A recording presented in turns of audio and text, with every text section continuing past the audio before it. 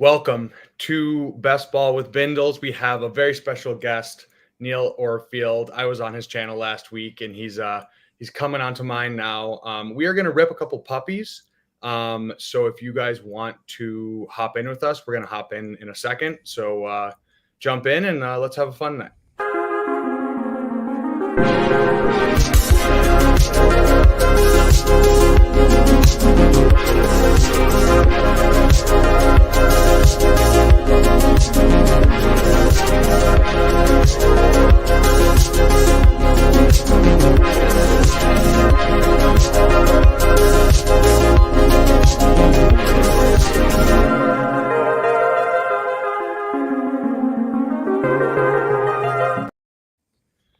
Neil, how's it going, brother? How you said you're watching some basketball on the side here? Yeah, I got a little bit of pick six and a little bit of DFS action going on tonight on the basketball. But as I was telling you, what I'm really caring about is my playoff best ball lineups on Underdog. I've got a lot of really live ones. Like I think I could get, at one point I was getting like 15 through, and I drafted 104 teams. I got 44 in the second round. So theoretically, I should get like between 4 or 5 to the next round. But I have some very live teams, so I'm tracking that pretty closely. But my teams are very Celtics deficient. So I think what I want from this series is for it to end quickly and all Celtics teams across the whole contest to die, and just let my Western Conference teams carry me through. That's a good point. So did you play any NFL playoff best ball? I know all the leg up guys and everyone were super into that and kind of solving that. How did you like that, and how did you fare, and just what loved it. So I thought it was super fun. Really loved that format. Did not do well. I forget what happened this year that I didn't end up. I didn't get any into the finals. I split my action between playoff best ball and playoff weekly winners for NFL, and I won one of the weeks for weekly winners. I focused on Super Bowl week. I thought there was the most edge there, so I won that, but I did not. I don't think I got any teams to the finals for the playoff best ball. Yeah, I definitely want to, as we get closer to the season, once we have the schedule and everything, I definitely want to pick your brain on whether it's playoff basketball or weekly winners or everything, because I'm just exclusively like a regular best ball drafter.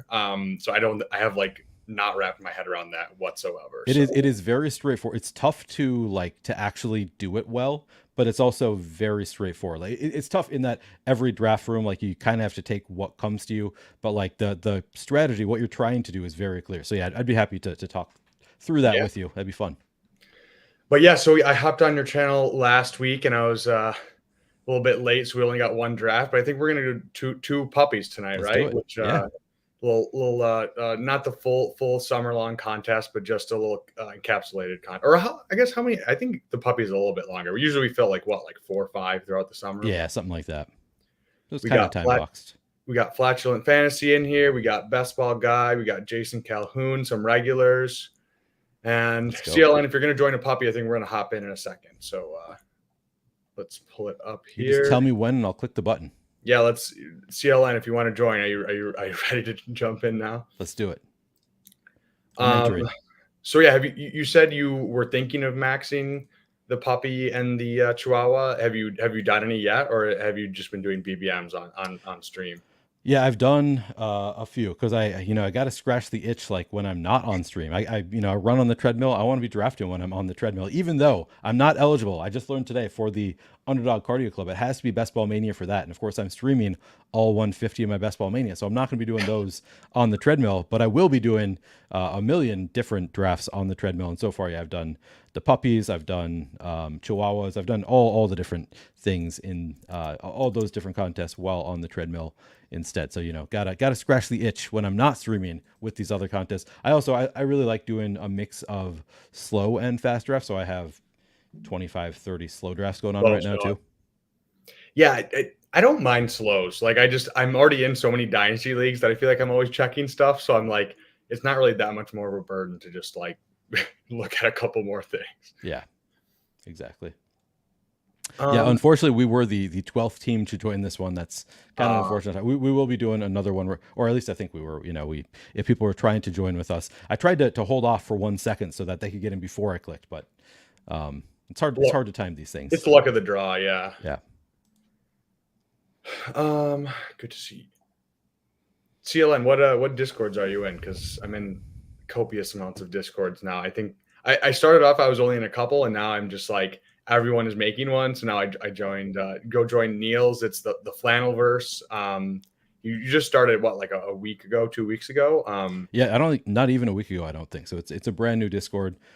Just started today a grade my draft channel there. So if you do some best ball drafts, you want them graded, come into my Discord, and not just for me, but anybody can grade your drafts if you want to talk about how you did. They can sauce you up. Exactly, sauce you up or just cut you down. That's what I'm there for. I mean, yeah, honestly, it's better to be tough than just have someone say nice things and not actually learn. Which that's what I really enjoy about all. Okay, so we're up on the clock. I mean, we are up. So you like to draft by ADP? I'll try and keep it at ADP. So it is. I like. I mean, I like Puka, or if you want to switch it up and go AJ Brown or Wilson, but I like Puka.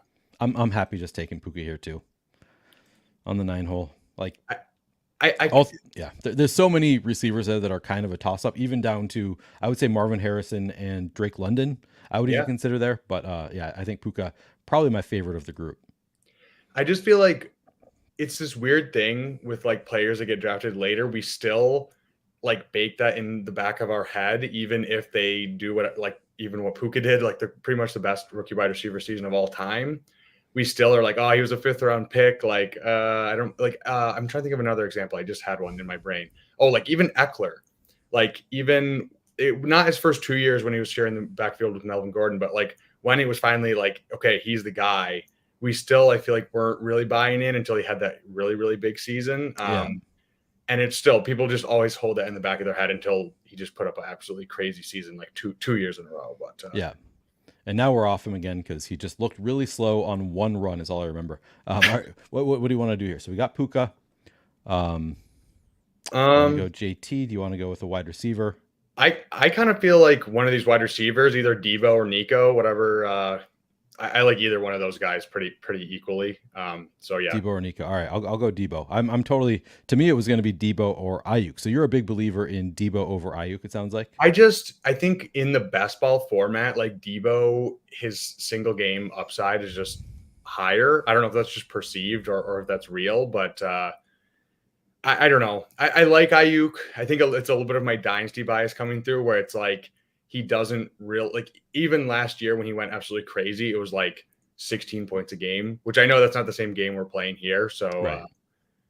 But I think with that mindset, it is kind of like, okay, well, Deebo is the spike week guy, so we probably want him more for that. And I mean, the continued upside is kind of with all of them, but I feel like it's a little bit more with Deebo, where like if CMC goes down, we saw a couple of years ago when Deebo got more carries, it's like he kind of would be the running back.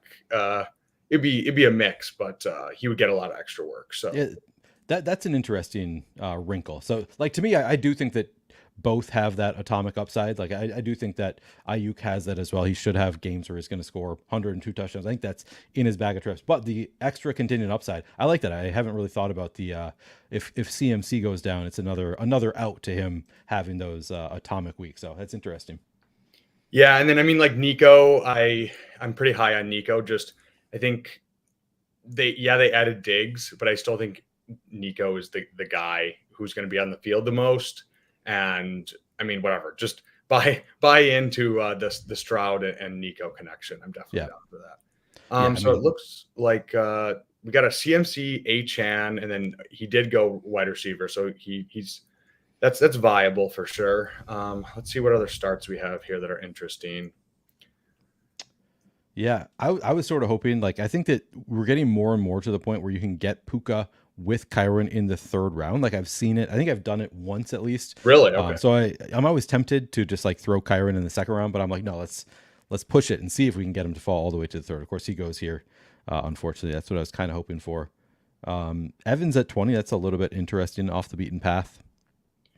Yeah, I mean, it's been spoken about like a ton, but just like this whole range, it's pretty much just like choose your guy in this range. Yeah. So I don't hate it. I mean, I think the Canales effect scares me a little bit with the Bucks. Just I know it's Mike Evans, so he's been so consistent, and it's not like he's slowing down at all, even though he's a little bit older. So I mean, I think you can justify it, but probably not going to take him ahead of ADP too much. Me neither. I think I'm just biased against old guys. I think I'm the oldest guy who only wants to draft young players. Just I'm like neighbors. It's so much sexier to click on the rookie. Yeah, and it's like that late season upside. Although, I mean, I guess Evans, like he was a second round pick like a few years ago, and he had a pretty shit season, and then he just had the like 40 Went point off. game Yeah. against the Panthers when you needed it. So it's like he does have the upside Yeah. to pay off. All right. Do we keep going wide receiver here? I mean, we could go Cup and throw onto the stack. I mean, I kind of like going both of them. Yeah. Yeah, I do that a fair amount. I'm trying not to do it every single time I have Puka, or like sometimes take Cup when I don't have Puka, because it's always so like the ADPs line up so easily. It's so easy to just do both every time, and it's like Sure. really like the best upside for Cup would be if Puka got hurt and vice versa. Like, Sure. but I think they can both get there. So I do a ton of the double stack there also. Yeah, and I mean it's nice too because we have whatever, and we have a Stafford out later on, which especially with getting Puka and Cup, like no one's really going to be taking them. So Yeah, that's nice. We have the Purdy out. Maybe we can get a Kittle later on. yeah, That's pretty nice. We got Huron River Rat, who I think is Jason. He went 2 wide receivers and then Laporta. I want to take more Laporta. I don't think I've taken Laporta in like a month or 2 months. Like I just like can't get myself to do it, even though it's like I should be mixing them in, but I don't. The hard part is it's hard for me to take Laporta when you've got all of McBride, Kelsey, Andrews coming up right behind Kincaid. Just like so many other tight ends that I think have a similar range of outcomes to Laporta. Maybe the floor isn't quite as strong on the other tight ends, but honestly, I'm not sure that it's not. Okay, so we are back on the board.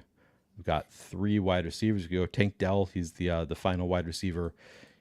Yeah, I kind of like Dell or Higgins. We can try to get a little Burrow later on. Yeah, Higgins would be interesting too. I haven't taken a lot of Higgins. If you want to switch it up and go Higgins, I'm not sure about what your exposures are, but I think I have more Dell than Higgins also. So I like that. Yeah, I feel like Higgins is a little bit out of sight, out of mind. Like he just had a really bad year last year, but he was really good when Chase went down. Like clearly has that like major contingent upside, and like we have also seen him be good with Chase, so we know it can be. Yeah, and it's like I kind of just want to buy into like it's not really a dip because obviously Chase and Higgins are still going in the first 4 rounds, but I mean Higgins was a second round pick, right? Like 2-3 turn pick. Yep. And I don't think he's going to get moved, but maybe he gets moved to a team where he just gets fed targets. So I think there's a couple outs there and the contingent upside. So I like that pick. The downside, of course, being that he has Joe Burrow as his quarterback, which is pretty nice. But like they're not going to trade him to a team that isn't a contender. Like a non-contender is not trading for Higgins anyway, so they would probably be a team with a good quarterback. So yeah. There's definitely some contingent upside there for Higgins. When I was building out the thumbnail and I was just Googling Neil Orfield, I didn't even know you won a Millie Maker. Like that's how like I was not aware of that at all, and I was just like, holy shit! Well, this makes a lot of sense because I see how like you're very process oriented, and I just feel like you really know your shit. So I was like, okay, well, this makes a lot of sense. This is confirming a lot of what I already have seen. But and then the other thing that I saw was your I think it was your cross country in college, and I was like Neil's fucking shredded back in the day. I love it. That's a long time ago. Yeah, I don't look like that anymore. I look about double that size these days. Yeah, no, it was that is funny that when you search my name, I think my college cross country is like the first thing. It was like one of the first things that popped up. And it was I think one of them is I shaved my head. Like my whole cross country team shaved my head back in the days when I wasn't balding, so I didn't like need to shave my head. But that was I did it in college as part of the team. You're like I could have eked out an extra 6 months of hair. Yeah, exactly. Yeah, because it's interesting to me because like I played football in college. It's interesting to me to like see like just different college athletes amongst different sports, and just like I feel like it's a certain like it's like you're wired a certain way. So it's funny to me to see because it pops up a lot in fantasy as well. So yeah, for sure. It's and you were like a lineman, right? I was a defensive tackle. Yeah, But I was. yeah, which is funny because you don't look like a super large guy to me. I guess that's also the people don't think of me as being a big guy. I say sometimes on stream that I'm fat, and people are like, "Really?" Like I never would have guessed that you're fat. And I'm like, "Yeah, I'm pretty fat." Like, not like super fat, but probably bigger than I look. You really can't tell with streams sometimes.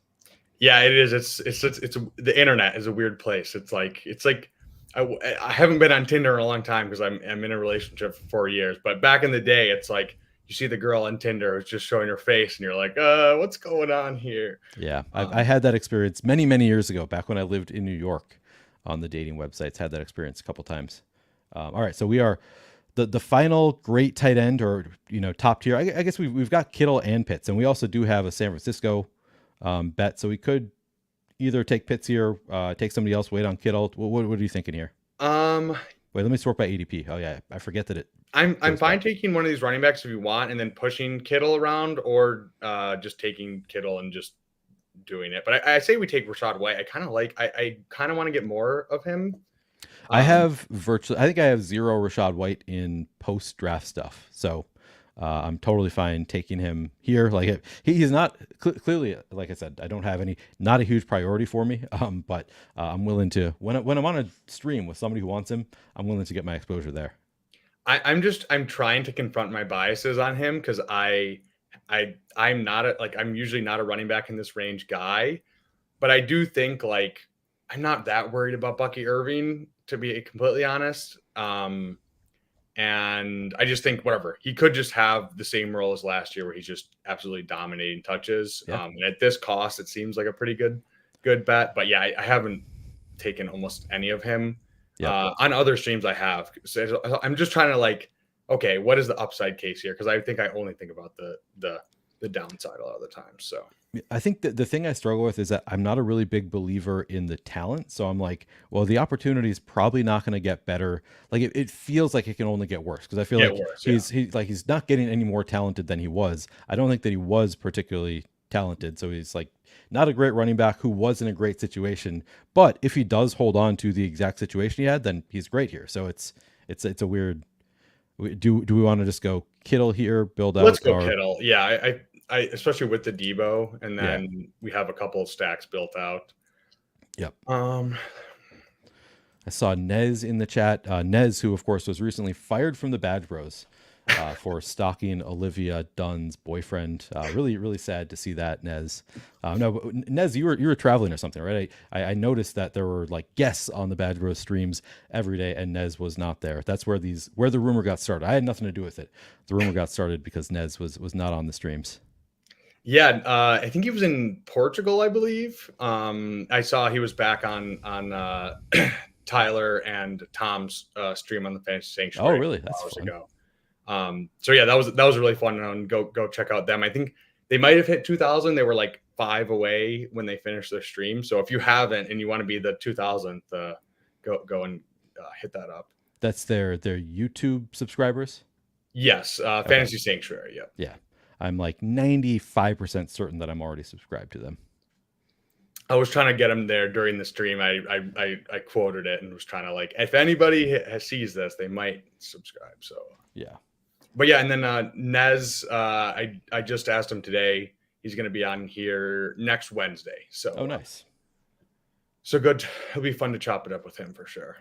I want to get I've said this before. I want to get the Badge Bros on my stream, like individually, like I can Nez, John, whatever, separately. The problem is they often stream like around the only time of day that I frequently can stream. So it's been tough. Like man, damn, you're streaming at the same time as me. But I do sometimes do evening streams, and once I open up my evenings a little bit more, of course that's another thing I'm learning is a lot of people don't want to stream in the evening. I don't know how they feel about streaming in the evening, but I have learned that there are a lot of people, when I ask them, are like, can we just not do the evening? So which is like my favorite. I'm like, I love an evening stream.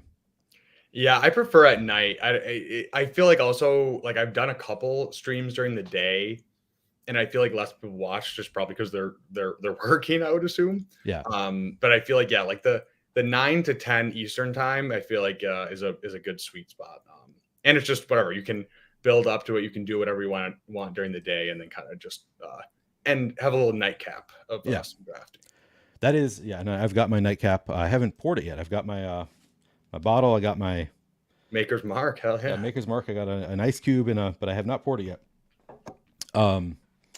But I'm just a night owl, so it's like waking up in the morning, and I'm actually doing a morning stream. Morning for me being 11 a.m. here Central Time on Wednesday. But I struggle with it because I'm like, so I try not to eat or drink anything for at least an hour before the stream, so I don't have to go to the bathroom during the stream. Like that's just sort of something I've learned about my body. Is like I feel better if I don't eat or drink anything. So then It's like, okay, starting at 11. Have to be done eating or drinking by 10. I also wake up and I'm like super thirsty and also need coffee and I need food. So it's like got all these things that I gotta like get out of the way. So I'm like, all right, waking up by probably 9. Typically I'm trying to wake up by 9 for an 11 a.m. stream.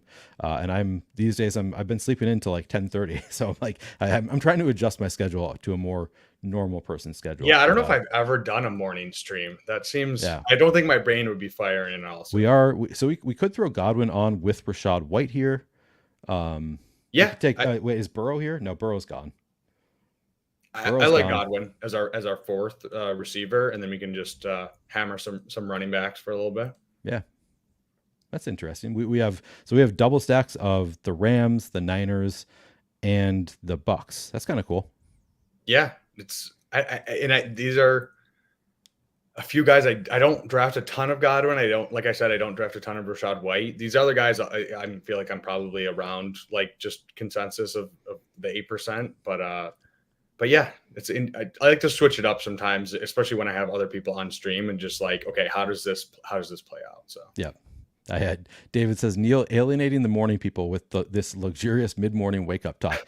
Yeah, I mean, I don't know. I feel like the whole world judges non-morning people. Like it's seen as like, if you talk like billionaires, they'll be like, you got to wake up at 5 a.m., get up hours before everybody else. Like there's so many hardos out there who are like, you're not a serious person if you don't wake up super earlier. And I just like to push back on that. So I lean into I'm not a morning person. I'm just not going to be, because I think it's dumb that people think like, this is how my body works. I wake up early and it works for me. I'm like, that doesn't work for everybody.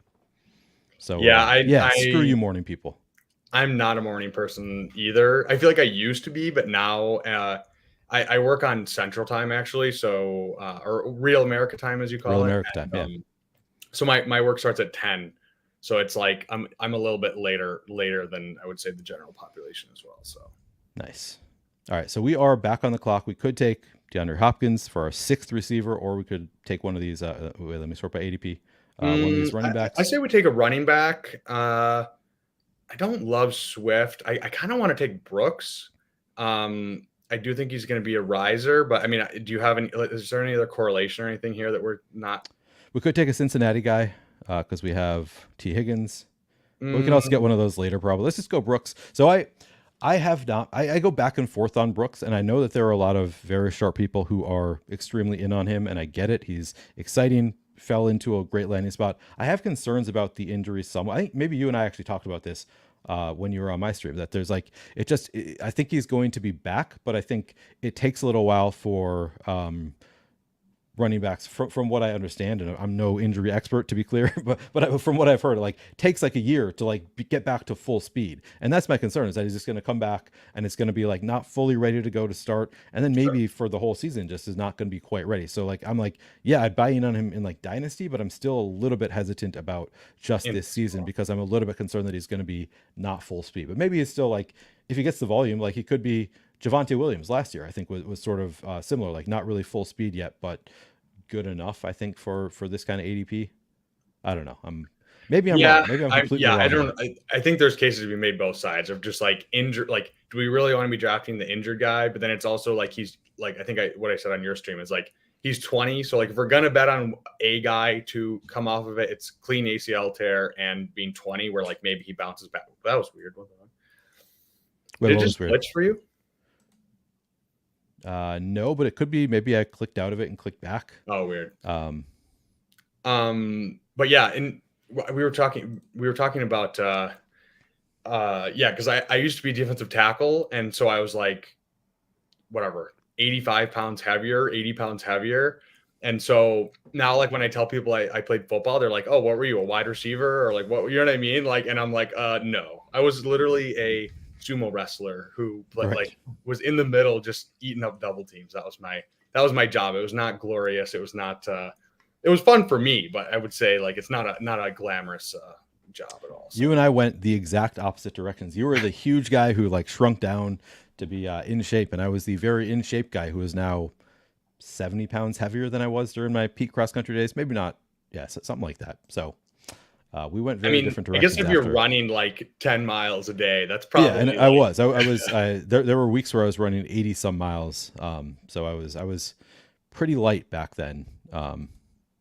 I mean, that's a hard adjustment to go from just like not having to care about what you eat or anything to just like, oh, wait, I'm not doing that much volume of running. That's crazy. And these days I'm back to running again, but still working on getting the weight off. Never going to get back to my peak running days. I'm pretty certain about that. I mean, yeah, that's a lot of running. Yeah. Shout out to Gamblestein. We're going to be up in a couple picks. Yep. Do we want to go one of the Cincy guys, or do we want to go Purdy? Yep, that's a good call out. I kind of feel like just go Purdy, and then we have two running backs. I don't know. What are your thoughts on the Purdy versus one of the running backs? Yeah, I'm good with. To me, like my first instinct was Moss, but yeah, I think you're absolutely right that we should take Purdy here because I think I'm more in on Moss in general than Chase Brown, but I actually think they're both not that dissimilar of bets. Like I think that Zach Moss is a little bit of a higher floor, higher upside, but it's not that much more likely to hit. So if we can get Chase Brown on the turn, I'd take that any day. Yeah, I think he'll probably make it back. So I think that's why I'm willing to push it a little bit. But I was thinking that I might be wrong. That Zach, like in my mind, Zach Moss was just took over that job for the Colts last year with Jonathan Taylor out. Like, man, he was so good. So in my mind, it's like, well, if he can just do that again, he's going to be great at this pick. Like we would take that all day, what he was doing with Jonathan Taylor out. But Chase Brown was also really good when he was the starter. So yeah, in my mind, it's maybe more of a gap than I think there is between the two of them. Yeah, because I'm trying now that I'm thinking about it, I feel like whatever. It probably doesn't make that much of a difference, but we probably should have pushed Purdy just because we do have those two, and I think the Ayuk drafters on the other side of the board. So maybe I need to drink some more coffee right now and get my brain going a little bit. Well, Zach Moss goes, but also like if you like because it is I think kind of a toss up. Like if one of them was already gone, maybe we would have thought about it harder. But since we could push both of them there, I think it made sense to try. Yeah. And it's not like we need to take the second take a Cincinnati. We don't even have Joe Burrow, so like we don't need to secondarily correlate every single one of our picks. We're probably not going to be able to. That's true. And yeah, there's a lot of running backs I like in this range too. So yeah. So yeah, let's see, because who's B-Rob is still here. Singletary goes. So we do have Chase Brown if we want it. Could go B-Rob. I mean, I like both. I don't know like if the correlation boosts him up over, or if we just want to go the guy where I feel like it's a little bit more like secure touches version of the pick. Is that Brian Robinson for you? Yeah, let's go Chase Brown. Let's have a little fun. You're going to B-Rob. You're going to B-Rob. Oh. No, we're going Chase Brown all day. I'm happy with the pick, and I think I've drafted more Zach Moss than Chase Brown, and I am not that confident in my read on the situation. Just based on how I think about the players. I also partially I think I had my friend Scott Barrett on a stream. I don't know where Bindles went. I'm here. Oh, okay. I had my friend Scott Barrett on a stream in the pre-draft, and we were talking about the running backs, and he was not really sold on Chase Brown. So I think maybe he kind of biased me against Chase Brown. He was like, yeah, don't chase that. But that was before the draft. Like he may have been expecting that they were going to, draft a running back as well as signing Zach Moss. So maybe I'll have to have that conversation with him again. But he kind of told me like, don't chase the Chase Brown thing. But again, that was maybe a different situation than we have now. Things change. Yeah, Chase Brown, it's such a weird, like he's like a 5th round pick last year. Super athletic, and he had a few like big plays that are sticking in our brain, but it wasn't like that impressive. Right. So Yeah, Well, I exactly. mean, That's the whereas Zach difference. Moss was like for an extended period, he was pretty damn good. Like, and he kind of surprised everybody with how good he was. To me, there is a gap, but I don't clearly not everybody feels that way. Evan Hull was one of my highest owned players last year, so I felt that. I felt that pain. I'm still in on. I mean, I guess at this point we don't know if he's the RB2, but like it's Trey Sermon and I forget who the other guy. There's one other guy there, and I'm like, I feel like Evan Hull is better than those guys. So he was So I guess I'll tell you my guest on Wednesday is Derek Brown, okay, Debro yeah, on Twitter, and he was two of the players that really stick out in my mind as the like late round guys that he really loved last year. It was Chase Brown, or no, sorry, it was Evan Hull, and it was Puka Nacua. And of course, I went all in on Evan Hull. I was like, oh yeah, I'll get that late round running back. I got some Puka Nacua, but wish that I had listened a little bit closer on the Puka stuff. split it a little bit more. Yeah. Okay, so yeah, it's doing a little bit of a weird glitching thing for me where it's like five picks on my screen. Yeah, it's weird. It's fine. I mean, it's not. It doesn't really make a difference because when we're on the clock, it's fine. But it's like it'll be like pick 114 and then it'll just hop to pick 119. Whatever. Doesn't really affect anything. Trey Sermon is currently the number 2 in. I mean, isn't that just because Evan Hull was hurt though? Like, yeah, like did they? I don't know. I'll believe it when I see it. It could be. Could be correct. Okay, so yeah, I mean, we got Josh Palmer is an easy pick here, or Zeke Elliott. Josh Palmer is a guy that ETR. I should check out their rankings again. I know they loved him a few weeks ago. Yeah, I like either of those guys. Let's go Palmer. I haven't taken a lot of Palmer. This is my all haven't taken a lot of them team. So love it. We're gonna get you exposure. And that just means that we're taking a lot of guys you don't like. And we weren't starting with ADP, but I think his ADP is we got a pretty good value on that as well, right? On Josh Palmer, I think this is actually like right. I think it's like 125, and we got him at 129. Okay, so slight value there. We did it to Jay Matthews. Is probably hoping he would come back to him. Didn't even notice that Justin Herbert went one pick before us. We accidentally sniped him, but that's okay. SS Wales taking my guy Dontavian Wicks. He's one of my favorite picks in this range. Hate to see it. Yeah, I like leaning into like the cheaper of the Green Bay receivers because it's like he does have a nice stack going though. Gotta say. Oh, does he have Love as well? Yeah. Oh, nice. Okay. Even better then. Yeah, I like taking the cheapest one of those. Okay, so we're back up. I don't love Dowdle, but we could go our fourth running back. I like Leggett, or let's go Leggett.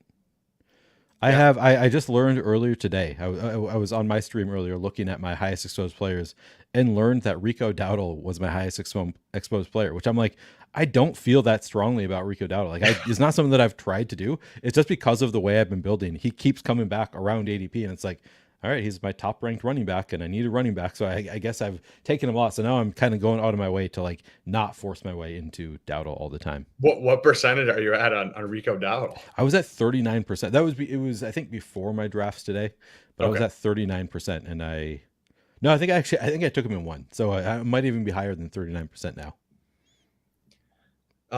So yeah, he's saying talk me into Mingo 2.0. I mean, I just don't think they're similar. Like Mingo never really had like a good season. He was athletic, but Leggett, it's basically just a bet on the Panthers just being way better than they were last year with Canales, they brought in all the different weapons they brought in, including Leggett. So just that whole offense being mispriced. And then whatever. He was a first round pick wide receiver. I mean, I know it's like, it's a little gross just because he only had that one really crazy year, but he at least had that one really crazy year. So yeah, and also kind of betting against Adam Thielen. So if it's just Deontay and Leggett kind of as the guys down the stretch, I feel like that could be pretty fun. So I am working on a guest that to potentially come on my stream right now, but making sure I'm understand if he is telling me that he's able to come on tomorrow. I'll I'll let you know once I have confirmation. Hell yeah. Yeah, it's always funny. I just fire off like DMs to people, be like, "Hey, we come on the stream, hey," blah, blah, blah. And it's like you're always like, "Okay, is it?" They said yes, but we haven't locked down a date, and then it's like it's a Yeah, I struggle with that too. I generally I struggle with when I don't like when I'm not proactive enough about it. Where it's like it's hard to do last minute scheduling because it's like yeah. the past 2 weeks I've reached out to people to come on Playing for Keeps like 2 days before, and then they just don't respond. I'm like left in a all right. I guess I'll do a stream draft on Wednesday night instead of Playing for Keeps. And then I actually this week that guy then responded a couple days later. Oh my god, I'm so sorry, I didn't check my DMs. So I responded right away and said, oh no worries, it was we had a good time doing a draft. Whatever. Do you want to come on next week? And then I haven't asked anybody else because I was waiting on him to respond. And now it's been a few days and he has not responded again. So I'm like, all right, well, shit, I gotta figure out how to be more proactive on that, I guess.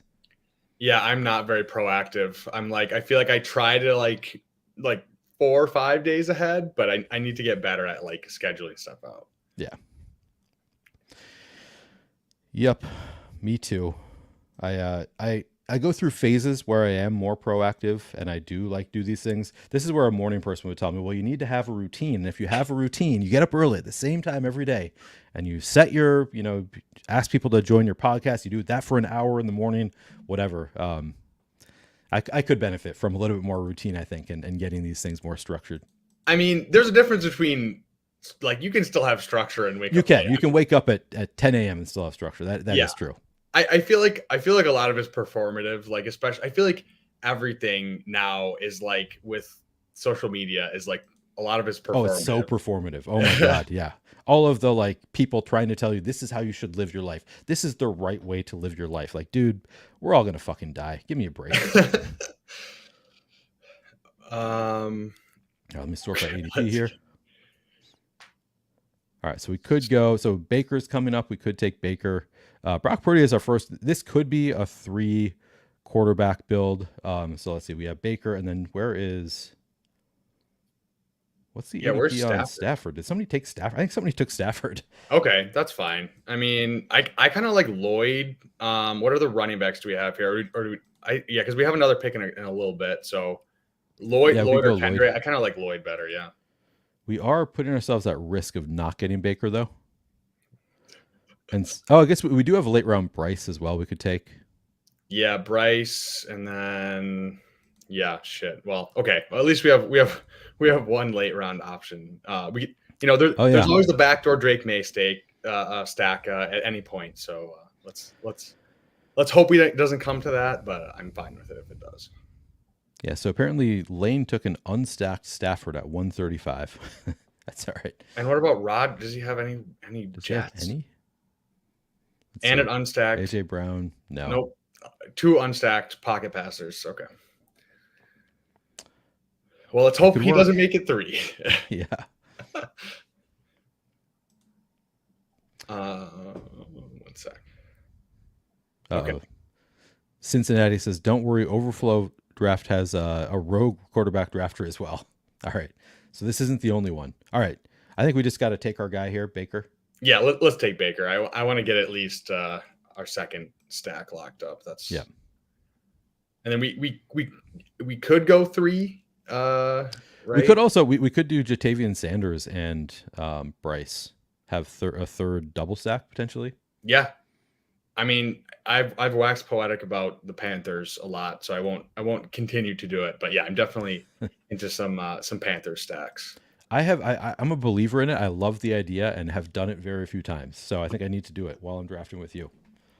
Yeah, see, I'm the opposite. It's like I get so comfy with the backdoor New England and the Panthers, and I haven't done a ton of Broncos just because I don't find myself taking a lot of Sutton. But it's like you can get the Bo Nix and whoever else you want on the Broncos like almost every time if you wanted to. That. And I just think it's such a low cost that it's like I don't know. I think Bo Nix is not as bad as people think, or they're just not. He's locked into 17 games, I would assume, and whatever.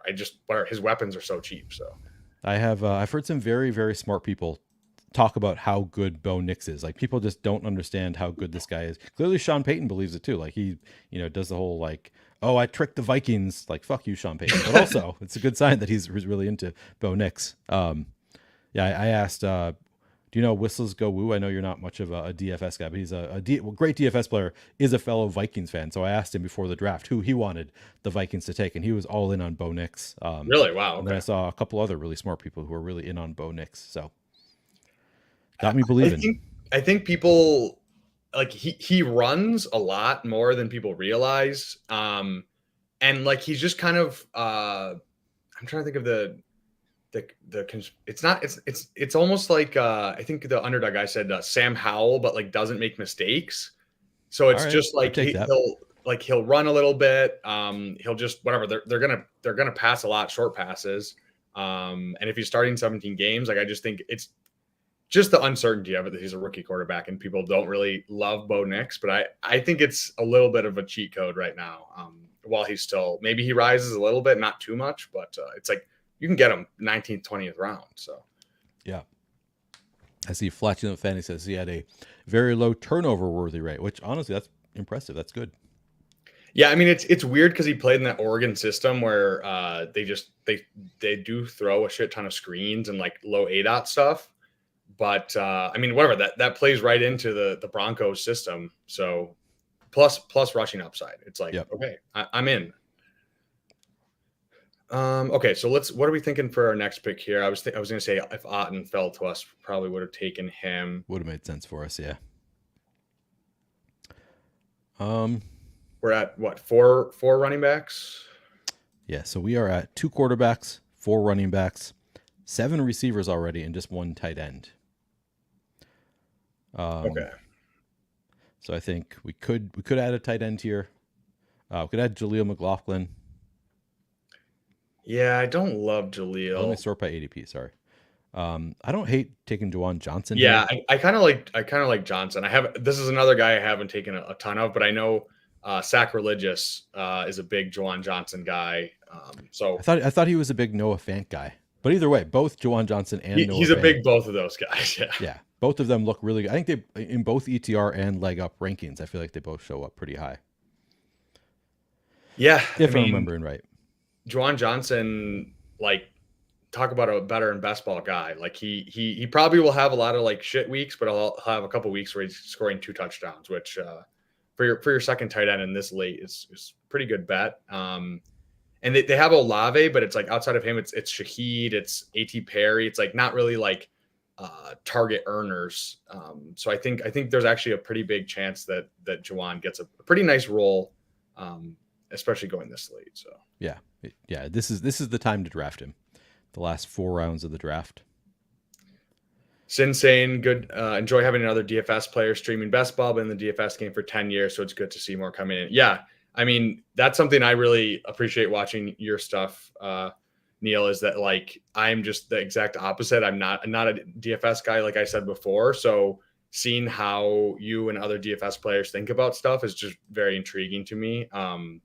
So I'm interested to kind of like see how you think through stuff. It's yeah, I mean, it's obviously not a prerequisite. It's one of those things like nice to have that experience. Like you can pick up, different ways of thinking about sim thing. But I think that a lot of lessons that you learn in playing DFS, you can apply to best ball. Things like, I mean, ownership is the obvious one, but there are a lot of, I think, little tricks here and there that you can kind of learn. All right, it is our pick for sort of by ADP here. Add one of these Chicago running backs, Rashad Bateman. Yeah, I kind of feel like we need a running back here. So yeah, do you have a lean on Roshan versus Khalil? Let's go Roshan earlier. Yeah. I don't really have a lean at all there. I guess best case scenario for both of them, I think, is Khalil Herbert gets traded. But I think that would benefit both of them. So I'm good with either.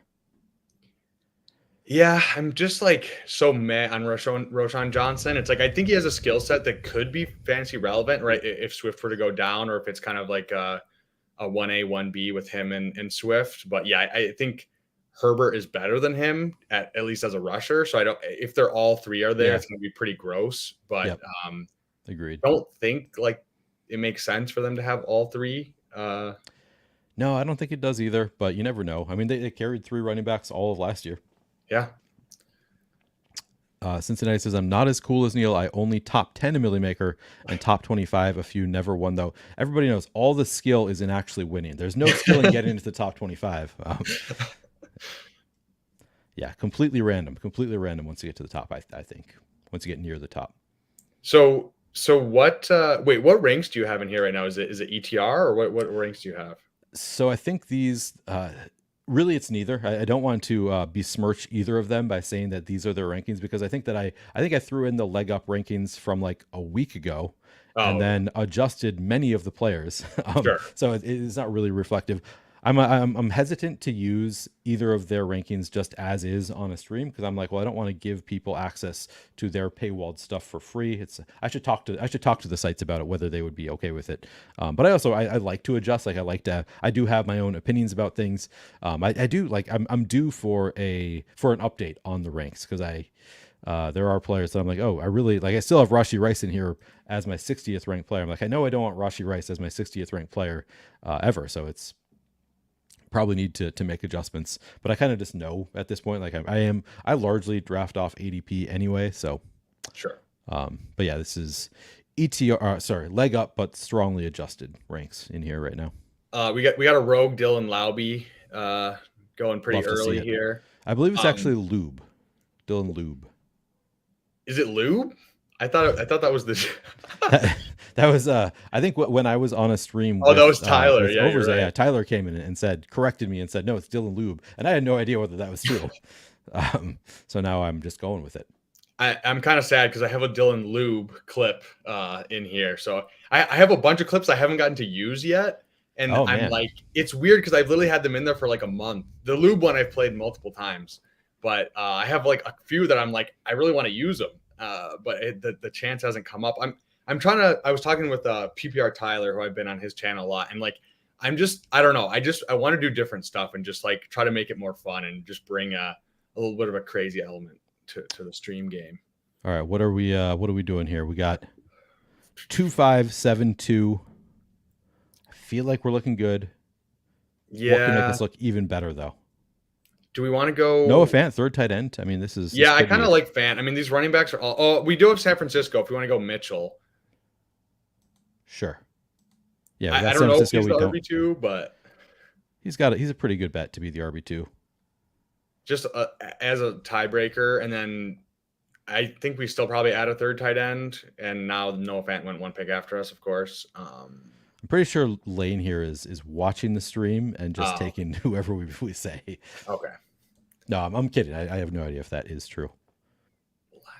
I don't know. I don't think so. I think people just like Noah Fant. No, he has Geno. So this one is his, I think, first actually stacked quarterback. So he does know how to stack. He does know how to stack.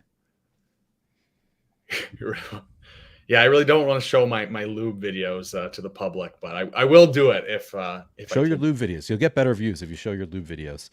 Do we want a third tight end here? We could go Gesicki, Dawson Knox here. Let me sort by ADP. Or, let's go Gesicki. We have a little. We do have a mini Cincinnati thing going on. Sure, let's do it. That makes sense for us. All right, there you go. That's our team. I'll read it off if you want me to. Do you want to read it off? This is your stream. You're the guest of honor. But I feel like I can probably see it more easily because I got the big. We have at quarterback Brock Purdy and Baker Mayfield. At running back we have Rachaad White, Jonathan Brooks, Chase Brown, Marshawn Lloyd, Roschon Johnson, and Elijah Mitchell. At wide receiver we have Puka Nacua, Deebo Samuel, Cooper Kupp, T. Higgins, Chris Godwin, Josh Palmer, Xavier Legette. At tight end we have George Kittle, Juwan Johnson, and Mike Gesicki. How do you feel about it? I think this is, let's see. I actually think this is a really strong team. I mean, our quarterbacks are a little bit weak. I feel like we could have done a third quarterback somewhere. So I feel like the cop-out answer and my default answer is always B+. So I made sure when I looked at a draft I did the first person who gave me their draft to be graded today in my Discord. I looked at it and my instinct was just like, yeah, it's a B+. That's just always my instinct. That's like my default. But I stopped myself and I was like, no. I think that this is a B draft. Like it's not better than my average, and it's not. I think if it's anything, it's a little bit like more questionable. It was an interesting draft. So it could have, like, B plus is probably what I thought it actually is, but I didn't want to give it a B plus grade because that is just so my default is always, Yeah, it's you're a like, B you know plus. what? I That's a B can't just plus keep draft. giving B pluses. I have to switch it up. Yeah. So I gave him a B. I couldn't give him an A minus. So the B was the easier pivot off of B plus for me. But yeah, I'd say this is I'd probably grade this one a B also. I do like, it's very strongly correlated. So like, I like that about it oh, sorry, it's not Best Ball Mania. This is a puppy. So I've only completed one puppy, but I have some slow drafts going on. A bunch of slows, yeah. Yeah, so we like the quarterback's pretty weak, but I love that we have. So you look at San Francisco, we have Brock Purdy with Eli Mitchell, Deebo Samuel, and George Kittle. Tampa Bay, we have Baker Mayfield with Rashad White and Chris Godwin. Then you have Jonathan Brooks with Xavier Legette. We have Chase Brown with T. Higgins and Mike Gesicki. I think we only have Marshawn Lloyd from Green Bay. I think we only have Roshan Johnson from Chicago. Yeah. But like we have both Puka Nacua and Cooper. So I think we have so many like team bet mini correlations that I do like the team. It's not my favorite team just because I do think we left one position very vulnerable, but it's also like, I think Brock Purdy and Baker Mayfield is probably good enough. So I think this is a solid, like I call it a B plus. I think it's fair. I think it's a fair grade. I think this is a plus EV team. What do you think of it? Yeah, I like it. I mean, I think I'm pretty, like, it's a little bit gross with Purdy as your first one in a 2 QB build, but I actually think it's not, like, they're both stacked, double stacked, and like, I don't know. I think our perception of Purdy is a little bit like shifted, like still by the Baltimore game, where like if he would have just not had that Baltimore game, I think we would have just, like, our perception of him. He was going to be the MVP at that point. Like he was the favorite to win. Maybe not win, but he was the favorite to be the MVP. So yeah, that is fair. And like, I mean, yeah, we talk about San Francisco, like, yeah, just doesn't really matter. Even if one of them goes down, he's just a conduit for Shanahan to just whatever sling it to all those yak guys. So I mean, I still think in a single week, like Purdy and Mayfield, they don't have like Lamar Jackson, Josh Allen upside, but I still think they have like pretty high upside. Yeah. And yeah, I don't know. Like I think I like the third QB if it's stacked. So if we would have went Bryce Young, I would have been okay with it. But it's like, do I really care that much about a Bryce Young Xavier Legette stack? Is it really going to push me over the edge? It's a little bit of extra edge there, but yeah. So I don't know. I feel pretty good about the 2 QBs, even though if it seems a little gross because of like the perception of those 2 guys, I think it actually is solid enough. I agree. So to answer the question that you put up on the screen here. So I will say I don't think every draft can be an A draft. So when I say that a draft is a B or a B plus, that doesn't mean that you didn't draft as well as you could given the draft room as it came to you.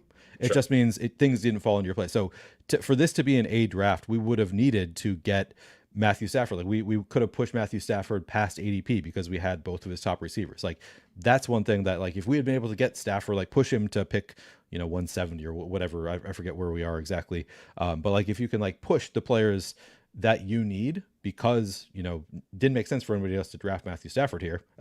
That's kind of thing that you need, in my mind, to make it an A draft. Here, we didn't have the opportunity to draft an A draft because the room didn't give us an A draft.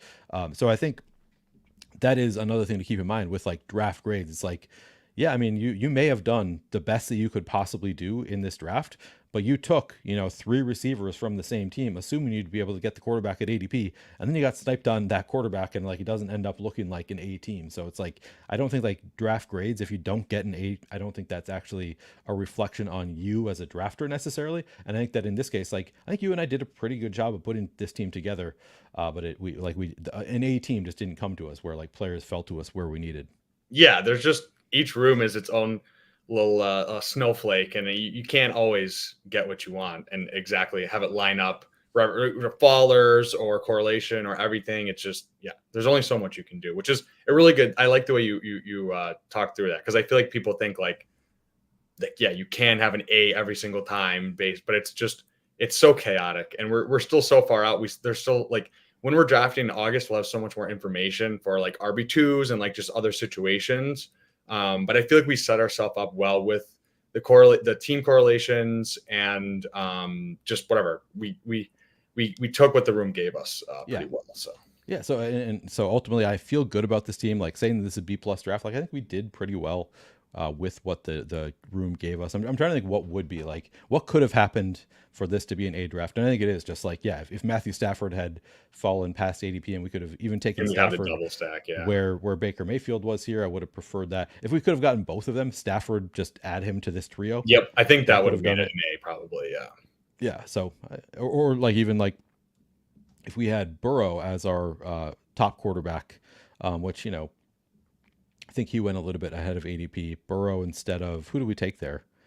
I guess that's where we ended up taking Godwin, which kind of worked out. But I think Burrow was gone already by that point. So yeah, he was. He was gone before we got to Godwin. So yeah, we took what the room gave us.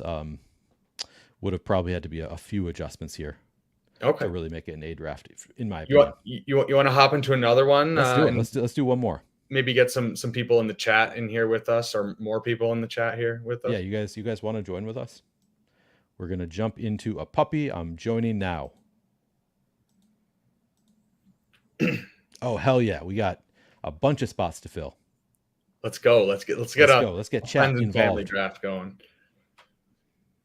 So one thing I wanted to ask you, because like I said, I'm not a DFS guy. So like, what is your kind of process going through like building your DFS lineups, like whatever throughout the week or on Sunday, or like I'm just so like not in that game. So like you don't have to divulge all your secrets, but just like from a macro standpoint.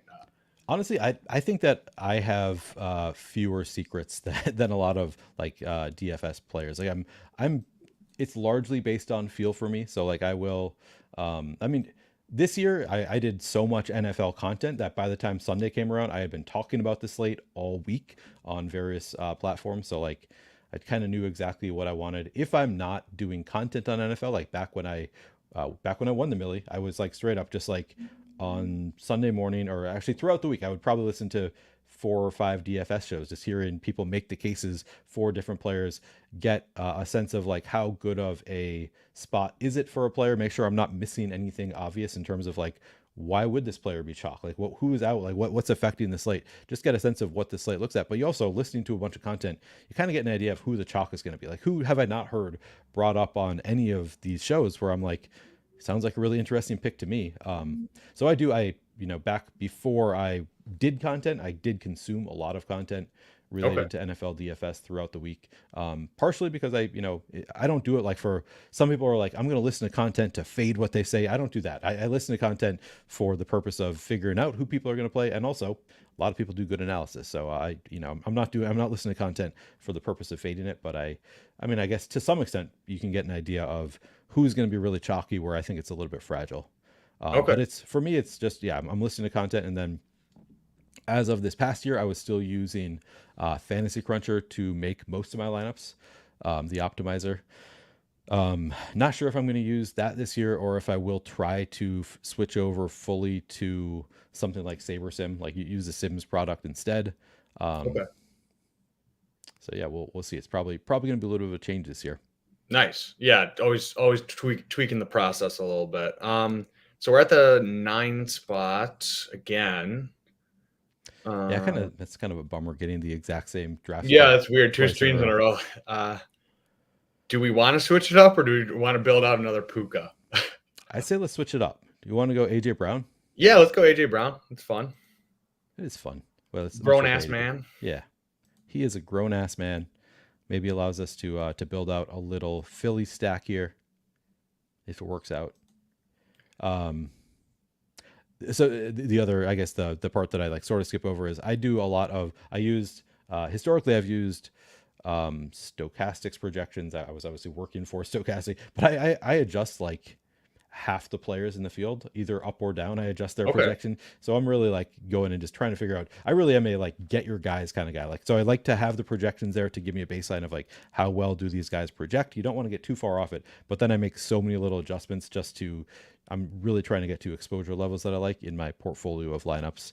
But if you're only playing if I were only playing 3 lineups, I'm just hand building those. I'm not trying to use an optimizer for that kind of thing. That's what I used to do, is I would hand build. Nice. Do you play any at all, Bindles? I haven't for years. No, I did like in 2019, in 2020, I did a little bit. But no, just other fantasy and other avenues took over my life, so didn't have the time for it. But yep, I get that. All right, coming up on our pick, who does Miles Ahead want? yeah, I mean, So I kind of my wanted Olave, but do oh, you want to go Ayuk and switch it up from our last one, well, I was gonna say or we could build out the Eagle stack if we wanted to. I don't draft a ton of ooh, Saquon. yeah, I haven't done that. So yeah, let's do it. I haven't taken any Saquon in a while. So yeah, this is our take players. Bindles hasn't taken Just continue few doing it. drafts. And I don't I basically, and this is probably a little bit of a flaw, but I basically only take Saquon if I have taken AJ Brown, and then I'm like, all right, and I don't do it often, but like sometimes I'm just like, yeah, let's build out that Eagles stack. It's kind of fun trying to get the full bingo card of all 5 of the Eagles you want. Yeah, they just fell apart fell apart at the end of the year last year, but I still think like they locked up Devonta Smith with a new contract. Obviously they lost Kelsey, but like I don't know. They still have a lot of really talented players, and I think they're in for a little bit of a bounce back after everyone was so high on them after they made it to the Super Bowl. But Yeah, I just think whatever, all these guys have some pretty crazy ceiling game potential. So I'm yeah, definitely in. And I haven't taken a lot of Saquon, but he could be a 3 touchdown and 150 yards, right? Like huge blow up game in week 16 or 17 if you need him. So yeah, absolutely. I see Felix Castro in chat says always get your guys, which for Felix means 100% Najee all the time, just jamming Najee after Najee won him $1 million. Yeah. Do you know Felix? He's a yeah, oh, it was best ball. I forget. I was thinking he won in DFS. No, of course you know Felix. He won the millie in best ball. That's right with Najee. yeah, I've seen his streams. I've seen him. He's everywhere. I see him in all the different streams and discords and whatnot. But yeah, Yeah. good guy for sure. He's also a former high school classmate of Eric Beimfohr of Spike Week. Oh They went to high really? I school did together. not know that. Yeah, I believe the story is that Beimfohr was a quarterback and Felix was one of his linemen. Really? That's Yep. crazy. Yep. Small world. Wow. So Bindles, you don't play DFS. You do a bunch of other. What kind of things do you do for NFL? Like what different types of contests do you play? So I just do. So yeah, I obviously started just with like the home league stuff back in the day, and then just whatever. I'm the type of person where if I'm gonna do something, I put 1,000,000% effort into it. The ADHD in me, where that's all I care about. So yeah, just really got into it. I played football, obviously. So then I started digging into best ball, like in like 2020, 2021. I forget, whenever Underdog launched, pretty much was when I started getting into it. Wasn't really doing tournaments. I was doing a lot of like just like the 12-man leagues, just firing off like hundreds of those. Okay. And did pretty decent in the first year, and then started digging a little bit deeper into the tournaments and everything, and then really fell in love with Dynasty. My first team actually was 20. I think I did an in-season startup in the middle of the 2021 season, so I only had one team. But then now I'm at 45 teams in the last 2 years. Yeah. So yeah, that takes up a lot of my time. But I just fell in love with that, and then best ball. Those are the two things where I put a lot of time and effort into those two. So I guess I told you I'm not in any. I'm technically in one dynasty league. It is the Stochastic Dynasty League. So oh, nice. I'm hoping that they don't even like ask me to be back in it. just like let me out. I don't really want to be back. You're like, oh, this is not a great one. A little bit awkward, guys. Yeah. Yeah. We got my brother in the chat. Oh yeah. Shout out to Cam. So I'll dox myself there a little bit, but thanks for checking us out, brother. Wait, where is Cam? What's the name? Oh, okay. Oh, you're giving us your name. Yeah, I mean now I understand the nickname. Okay. Yeah. It's honestly Bindles came from I think it was like middle school, but like I don't know where it came from, but just my teachers would call me Bindles, my parents call me Bindles, everyone calls me Bindles. Like I played football with guys for 5 years and they didn't know my first name. They just called me Bindles. So do we do Devonta Smith first, and then like if somebody takes Ooh. Jalen Hurts, they're just kind of dumb at that point, or do we? Yeah, see, I haven't built out the stack a lot, so I don't know how to play it really. I don't think there's any way we get all of them if we take Hurts first. I think somebody will take Devonta Smith. So I think we try it. Let's try it. And if Yeah, we push don't it. get Hurts, whatever. It's not the end of the world. We're still making a bet on the team, and we can go get other stacks out there. Felix, a guy in the trenches. I love it. Right guard. Say that's like basically the same thing as I played, but on defense. Just like no glory. You're just eating up double teams. You're doing double teams on offense, and it's just you're a space eater in the middle. So Unsung heroes, you linemen. yeah, you get to eat a lot of food, so that's the fun part. Yeah. What else? Right. Okay, so yeah, let's see if Hertz makes us bet. Make it like that. That's a pretty crazy start if we get all of them. Oh, and we do. We get our guys. We got our full on Eagle stack. Damn. That's fun. That's fun. Now we could throw on Dallas Goedert is the last piece to really get Just all of your full on guys. onslaught. Yeah, I mean, it's fun, right? Just get there's really only 5 pieces you want from the Eagles. Just take the 5 guys and be done. You were talking, yes, about your DFS process, and I guess you were also talking about like how you utilize ranks, and I really do think that is the way to go about it. Is like you don't want to just blindly follow whoever's ranks, whatever they are. I think like you can, yeah, like you said, have them as guardrails up, and then or whatever, blend a few different of them together, and then just kind of manually adjust it every couple days or whatever. Because I think if you blindly follow ranks, you're just going to get like really high exposure to certain players. Yeah. And it's like I don't think that's the right way to go by it. It's not necessarily wrong, like I don't whatever, but not the way I really want to play it. So yeah, I make the assumption that my biggest strength is going to be in construction of my lineups and following the news, like just being on top of whatever news is coming out, whatever rumors are coming out, like just being on top of like what is going on in the NFL street. So a combination of knowing what's going on and also just construction. So then it's like, do I really want to take, if I think those are my biggest strength, do I really want to be taking 60% of a, third round running back? Or, like some people like, if you really believe in a player, that's great. But like that player can still get hurt. And like, if you really believe in your process, well, you should probably spread it out a little bit more than just like jamming, speaking to Felix here, 80% Najee Harris or whatever. No, I'm kidding. I'm kidding, Felix. Totally fine to go get your guys. But to me, I don't think that my strength is my player evaluation necessarily. So I like to spread out my exposure. Sounds like we are similar. yeah, and I think I used to be a little bit more like get your guys more, where I wouldn't care if I just had like a crazy amount of one guy. Like the one where I wish I would have played more tournaments was Amon Ra, because that was like the year where I was not really doing tournaments. But I'm a Lions fan, and it's not that I was like way in on him, but I was just like, they don't really have anybody else.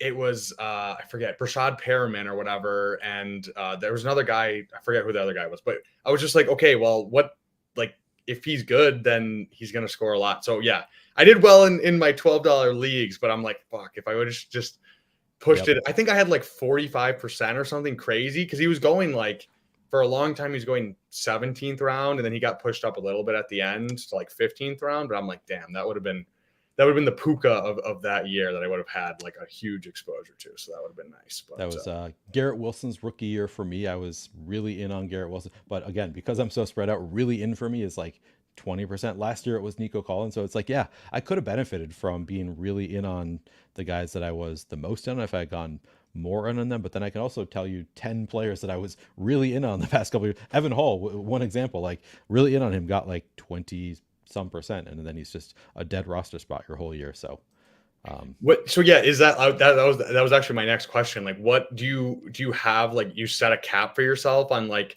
this not is the intentionally exposure, or is it just like by feel that you go? Just by feel, yeah, definitely not something I do intentionally. All right, sorted by ADP here. We are coming up. See what Zeke I. Thomas does. I mean, it's hard for me to pass up on Andrews. Okay, good. Good, because I would have been very tempted. I 100% haven't was gotten going a to lot take of Andrews. McLaurin. Yeah, If you want to go McLaurin, in on that. yeah, I haven't. And it's NFC East. Yeah, so let's do that. We're Love that. Love continuing the that call. theme. Yep. Building out. We'll find out on Wednesday if this is actually correlated for the playoffs. When we finally get that. Finally get the schedule. Yeah, I'm pretty excited just to just dive in immediately. Yeah, I do think I'm leaning a little bit more towards the week 16, but like you said, it's like you can't really like it's or I don't know. Explain how you explain it because I feel like I'm not Yeah, going to so I do it actually justice. I had listened to something, so I can't take full. I had listened to Pat Correa and somebody they were discussing this exact question. I think Pete put something out as well. So Yeah, he had a really good I video. never stated my opinion until I listened to theirs. So I'm kind of regurgitating what they had said. But it's you only need to beat out, and I should know the structure. I want to say 10 or 16. I forget what the number is in week 16, but there aren't that many people you need to beat out in week 16. So yes, very important to get from week 16 to week 17. But week 17 is when you are in a GPP with 500 or so teams. So that's really when you need to have your mega ceiling to beat out 500 teams. Sure. Even if week 16, like it's really important to advance from week 16 to week 17. Week 17 is really when you need that omega ceiling. I kind of feel like we want receiver just based on our build, right? Yeah, we could go I'm Ridley, trying to think if Addison, there's anything. McConkey. Cole, I mean, I don't feel that I don't strongly, really but feel strongly about any of these guys. I guess Lad. even though he's tiny, I was just watching a video of him today, and I was like, maybe I need to stop drafting that guy so much because I mean, I he think looks like he's just like a baby out there. he does. He looks very small. I mean, because yeah, he was like what 5'11", like 184 or something, 185 or something like that, which is not huge, but I don't know. I think we still I think because of like how long it was in the NFL where it's like we're looking for these alpha X receivers that are like 6'3", 220, like the Julio Jones, the AJ Greens. I think it doesn't really matter. And especially I just the depth chart is so weak for him Yeah, that it's just like he's probably gonna get like 130 targets as a rookie with Herbert. And it's like, okay, yeah, it's Greg Roman offense, but I'm willing to buy into the uncertainty there and just the talent. So yeah, I don't know. It's like I said, it's kind of a flat range. Like I don't really have a guy between any of those four, and we don't have any obvious correlations or stacks or anything. So yeah. I guess so my pushback to there's no competition. I think Josh Palmer was actually pretty good when healthy last year. So I think that's why I'm a little bit more in. It sounds like I'm more in on Josh Palmer than you are. I have actually drafted a lot of Vlad McConkey because I had not watched that video of him at practice until today. And suddenly I'm like, oh my God, what am I doing? I've made a huge mistake. That man is tiny. But no, I think you're right. I think he's still a very solid pick. It sounds like he is very talented. A lot of people really believe in him. But I still sort of think I'm not convinced that he is really the odds-on favorite to be the wide receiver one over Josh Palmer.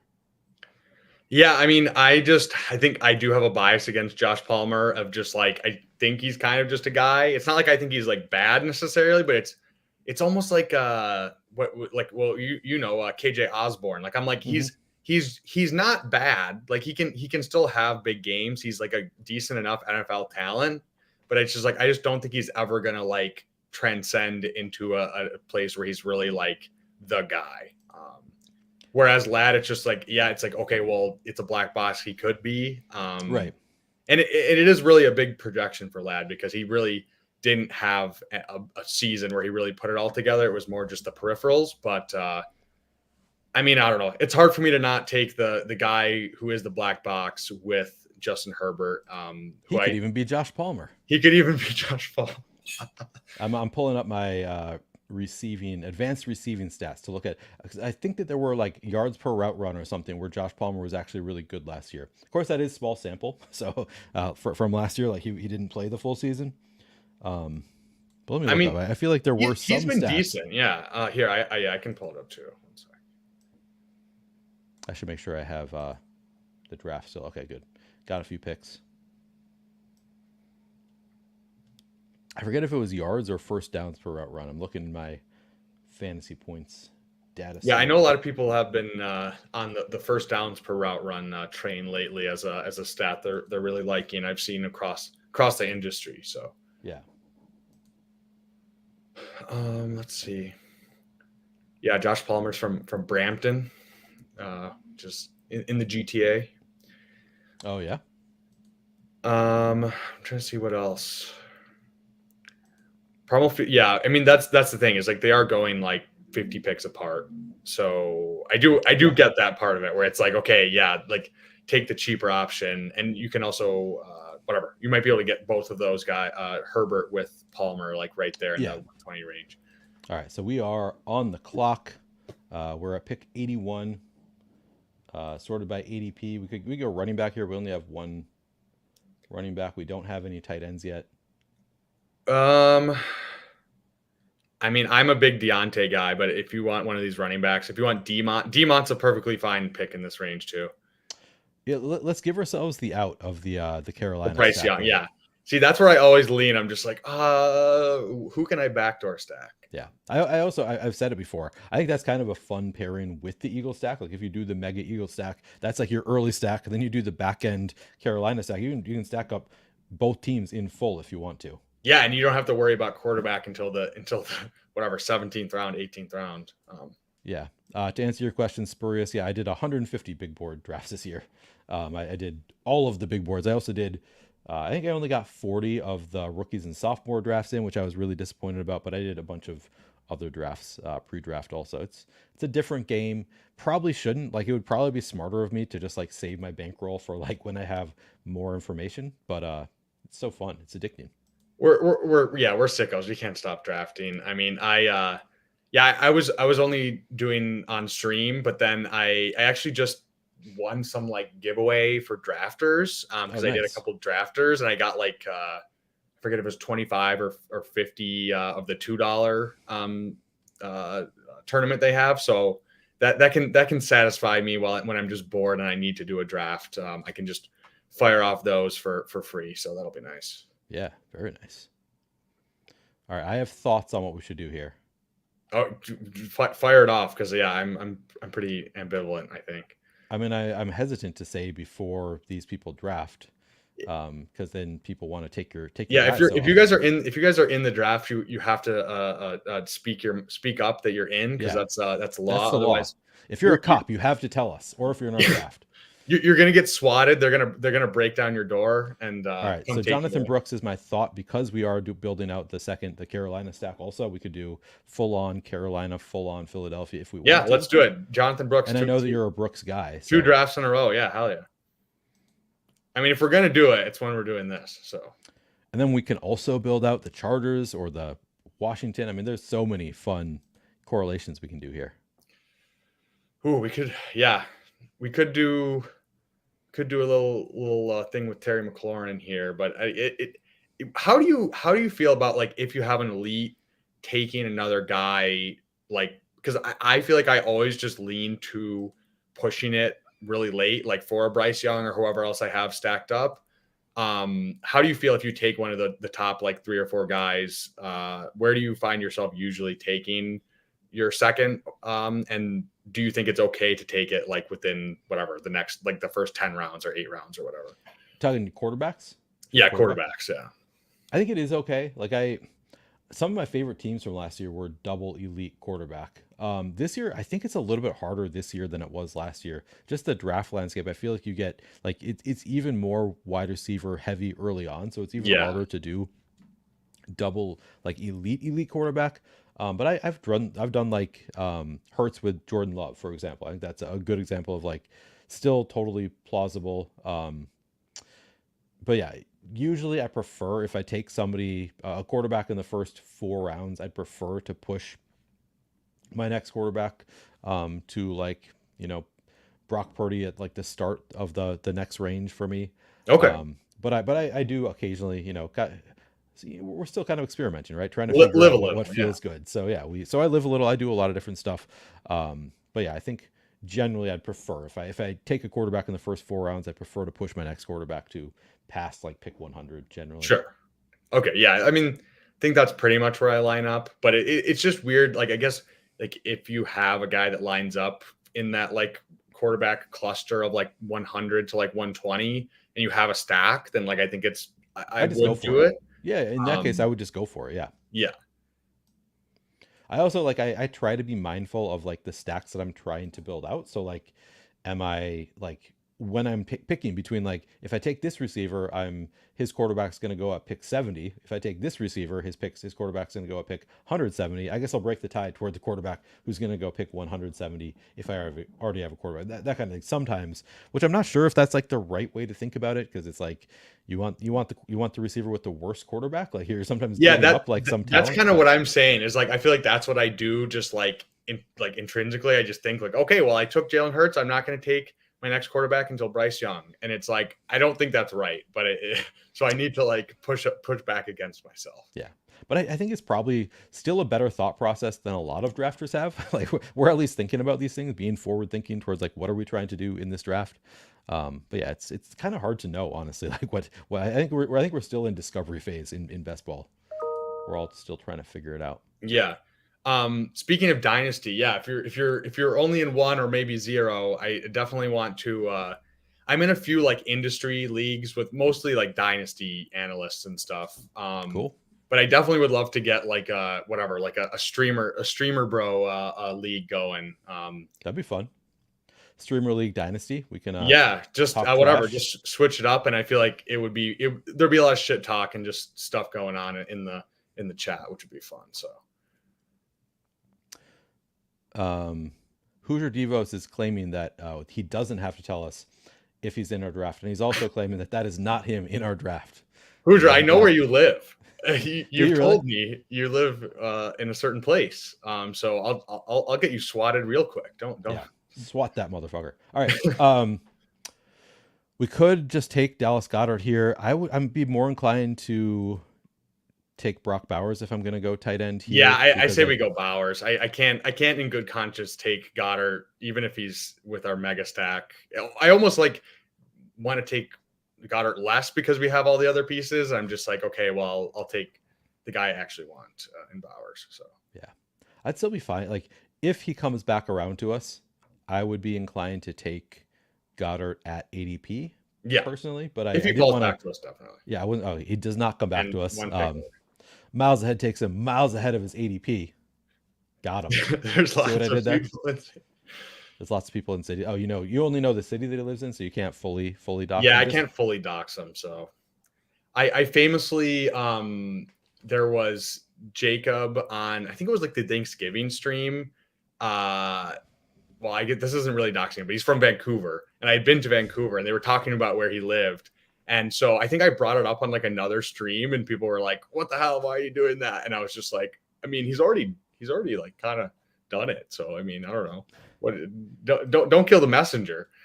Yeah. It is funny where people are like more concerned about other people's privacy than that person themselves. Like I've had that before. It's like talking about where somebody live, like what city they live in. People are like, you're talking about what city? I'm like, well, he said it publicly, what city he lives in. I only know because it's public. Yeah, I mean, I don't know. Cities are pretty, like Devo said, there's lots of people in cities. So I don't think you really have to worry about it. Get the Mounties over there. Yeah. That's the thing in Canada, right? Mounties. Yep. And as if there's like people like hunting down best ball streamers. Like there's not a best ball stream killer like going around. At least not yet. There should be. Maybe there will be. So Jaden went. I kind of like Singletary. I like Singletary too. I'm a believer in Singletary. I feel like he goes well with our Brooks, and it's also NFC East. Yeah. Good call. I'm like so into Singletary. I never thought I would be this into Singletary, but I'm just. He seems like he's the clear top receiver. I do too. Like I don't see what is the difference between Singletary and Zamir White, for example. Like literally nothing. Like Singletary has actually shown us a little bit more, and like they're both in bad offenses. Like that could maybe take a step forward. Like, I don't know. Just I don't. I think Singletary is better than Zamir White. Like Zamir White looks cooler. He's a cooler way name. more He's got a Z in his name. His name starts with a Z. Like you kind of want that. I get that. Yeah, you're right. There's not that many people with Z in their name and to start their name, so that makes them a scarce asset. Exactly. You got to get those Z guys when you can. But yeah, I mean, like, and Tyrone Tracy, like, I like Tyrone Tracy as like a whatever 17th round guy, but it's like, do we even know if he's good? Like, I don't know. I don't think so. No It's idea. not like it's him and Eric Gray as his competition. Like, if Singletary is the guy that he has been, I don't know. He's a guy that takes over the entire backfield. And doesn't really give up a lot to other guys. So I'm fine taking Tracy. It's like I'm into him at his cost, but I just think Singletary is one of those guys where we're just like, okay, he's not sexy, so we're not actually like viewing the situation as what it actually is. Exactly. I feel the same way. And we've seen him actually be good. So I don't know. By the way, Hoosier Devos, you're sort of breaking etiquette here by taking Josh Palmer there after Spurious brought him up. Like, if somebody names him in chat, you're not allowed to take him either. He's just, yeah, he had to do something just to salvage his draft so that he doesn't go to bed and just lay in bed all night thinking about his terrible draft. Yeah. So that's okay. I respect that. I respect that. I assume he's planning on something for this next pick too, is my guess. No, he already has two quarterbacks. Never mind. He got Mahomes and Burrow. So, but he's a believer in Josh Palmer as wide receiver 1 for the Chargers. Maybe. I mean, many are saying that he could be the wide receiver 1. Many are saying it. Okay, yeah. So we do have people in the chat because I feel like I'm like I just want to vamp, but I can't. You want to talk about the picks, but because they're in the draft, you're like, we can't talk about them? And so I have to think of something else. That's always the struggle. It's like, yeah.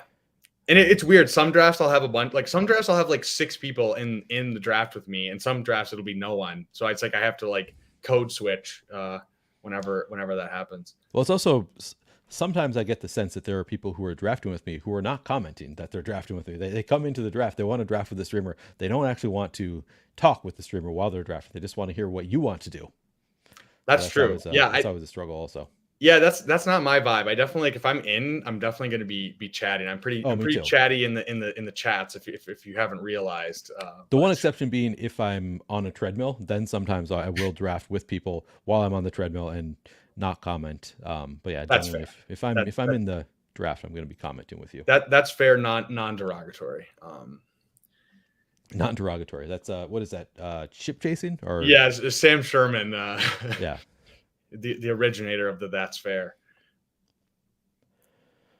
Ooh. All right. So here we could add a second quarterback if we wanted to, or we can just push our quarterback, take a Tyjae Spears. Let me sort by ADP.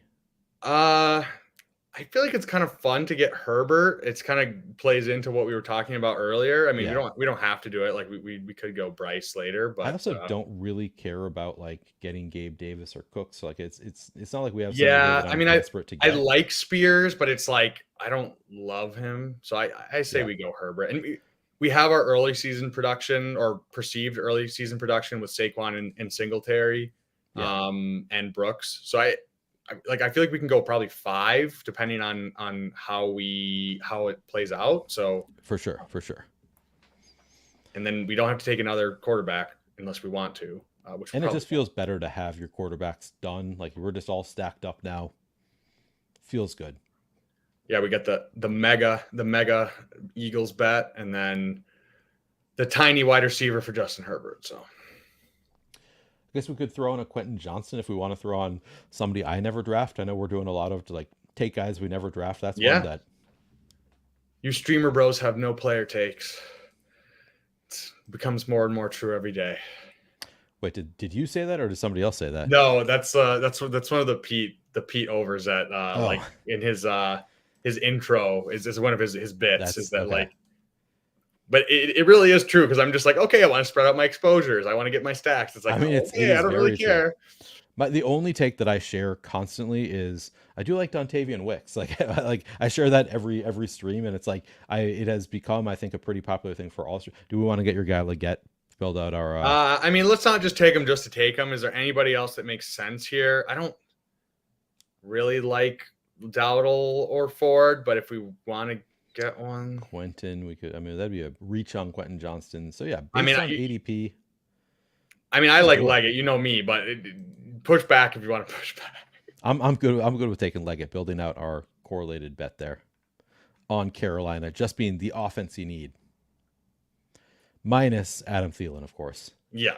Which is that is the mistake that I made last year. I was in on Carolina. I was in on every part of Carolina except for the one part you actually wanted, which was Adam You're in Thielen. on Mingo. You're in on Miles Sanders. Everybody else. Spurious says, I don't think Neil goes more than half a stream without mentioning Wicks, and I'm here for it. Yeah, I mean, that's the thing. If you're a streamer, bro, who has no player takes, if you have one player take, you just got to hammer that home. Like, this is my guy. I have a guy. I swear to God, guys, I have a player take. So you just got to name it constantly. Yeah, I'm like the opposite. It's like I have like a devil and an angel on my shoulders. It's like I have my dynasty bro on one side that is like heavily player take. And then, but it's like the more I stream and I'm just like, I mean, these guys aren't really that different, like whatever. And then kind of the more it's kind of like the synergistic thing of like the more I play Dynasty and realize that like all these receivers are kind of the same anyways, outside of like the first like 5 or 6. And then also playing best ball and just being like, okay, well, I want to mix up my exposures. I don't want to get too much of one guy. And honestly, for Dynasty too, like I'm in so many leagues that I end up taking. I'm at the point where like when I'm in a Dynasty startup right now, and I'm like, I'm taking guys that I wouldn't like. I don't have the player take on, but I'm just taking them to get my exposure up. Yeah, and it doesn't feel good, but I'm like, this is the right move to do. So yeah, it's a whole conundrum in my brain now that I've just dug myself this hole of being in so many dynasty leagues. So. Risk management. When you're in so many dynasty leagues, you got to manage your risk by taking guys you don't like sometimes. CLM points out that Chuba was good last year. That's true, and I did have a good amount of Chuba, which worked out pretty well. He was good. He wasn't like a killer, but he was good. He was like he was fine, but like I mean, especially I guess at the cost you got him. So yeah, that's true. It's so interesting to me, like who ends up like playing a lot of like whatever, like these fantasy sports games. It's like obviously lots of numbers people, but it's crazy how many smart, like I'm just the average Joe. Like I'm in marketing, it's fine, whatever. But I'm like, there's so many smart people, whatever, like you, Sacrilegious, some in the like Jacob, whatever. There's a million that I'm not going to be able to name them all, but it's like, I just try to take the best, like you said in your DFS stuff. Like I just try to take the best nuggets and kind of like blend everything together the best I possibly can. But it's an imperfect science for sure. Yeah, definitely an imperfect science, but I mean, we're trying to have fun too, right? Like we're not really just trying to play the numbers game entirely. At least for me, that's not my goal, is to just play the absolute best pick at every. Yeah, definitely not every pick. We're trying to have a little bit of fun here. Occasionally, we want to have some fun. Like you said, we're all going to die anyway, so we might as well have some fun along the way. Let's have a little fun. How much fun are we going to have with this pick? So we have 2 quarterbacks, 3 running backs, 6 receivers, only 1 tight end so far. Ray Davis or Kamani Vidal. I feel like Kamani Vidal is with our Chargers bet. I mean, I don't. Oh yeah. No, I like that. I was gonna say I've been drafting a lot of Ray Davis and not a lot of Kamani Vidal, and I don't really think like I care that much one or the other. So I think it makes sense when we've got the Chargers bet. Vidal makes sense there. He's moving up so quickly that it's like you want to get some, slips right by me. And Vidal, like, he could just be nothing, but it's like if he's the starting running back on the Chargers, like he's like a 5th round pick. Like, so I mean, we have our projectable volume guys in Saquon and Singletary. So I definitely want to like mix it up and get some of these upside shots with the rookies. So yeah. Chris Ford showing up. Good to see you, Chris. You talked the guy with Lawrence out of Gabe. Were you talking about Gabe Davis? I feel like I missed that. No, I wasn't. I think we said like, I'm not really interested in Gabe Davis.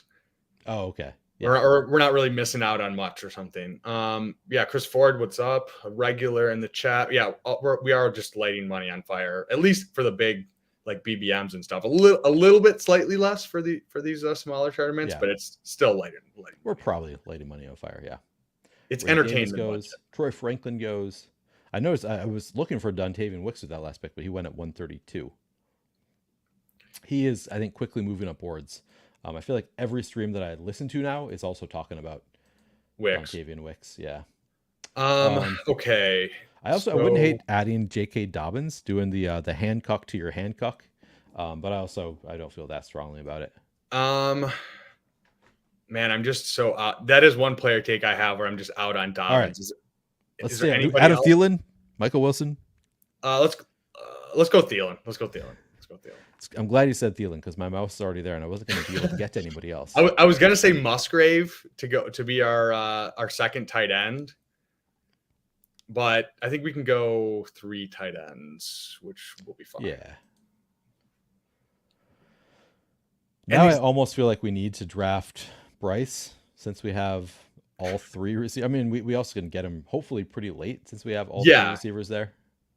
Yeah, I mean, we can also we have 4 running backs. So let's go. So we are 2 quarterbacks, 4 running backs. It was 7 receivers and 1 tight end. So how are we gonna? I'm trying to think. How are we gonna land the plane here? So if we go 5 running backs, and then I think we're probably good at receiver unless we want to tack on another one. So 2 more tight ends, 1 more quarterback, and 1 more running back. So yeah, okay, we're lining. Yeah, I think this is working out pretty well so far. I feel like we're in a position where we can figure it out. This running back range is just so like after. I guess I like Gibson, and I don't mind Algier.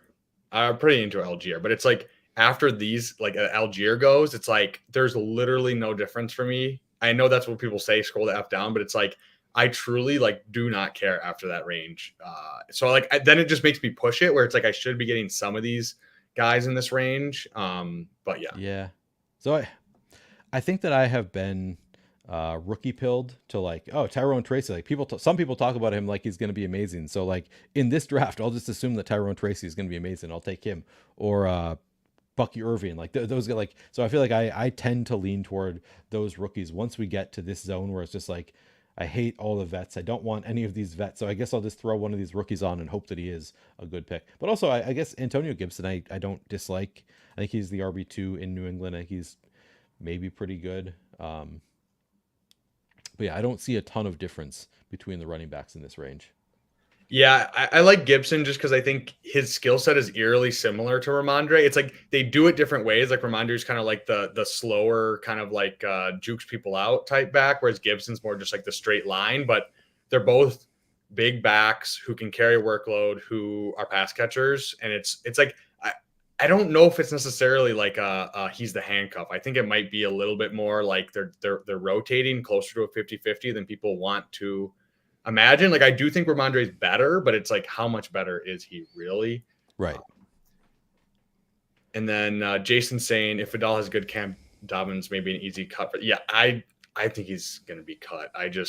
I love Dobbins. I was all in on him last year. I believe I said it. I think on our last stream. But I just coming off an Achilles, and he had previous injury history before that, and there's not a lot of investment there. I think it's probably him and Gus Edwards, Vidal and Gus Edwards. So. Yeah, I think that is likely the case also. Hoosier says Tracy and Irving have a pretty simple path to being the number 1 guy. See, that's kind of what I think too. I think that Devin Singletary is very, very likely to be the number 1 guy, which is why I'm very in on Devin Singletary. But I also like when I haven't made the Devin Singletary bet. Yeah, it's a pretty like he seems like he's Tracy's probably the number 2. I guess it's not a sure thing, but kind of feels that way. Yeah, I mean you can Musgrave be in on comes both, all the right? way to us 177 Musgrave. I think we can. Oh, let's do. Yeah, we got to do Musgrave. Yeah. When you need a tight end, see that's the kind of thing that can happen to turn your draft into an A draft is needing a tight end and then having Luke Musgrave fall to you.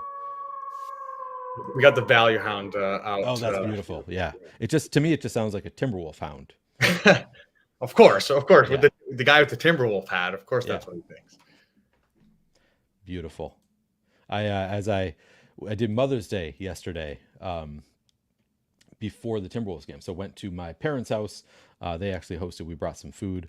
But my sign off as I was saying goodbye to them. So I left the party early because I had to get to the Timberwolves games.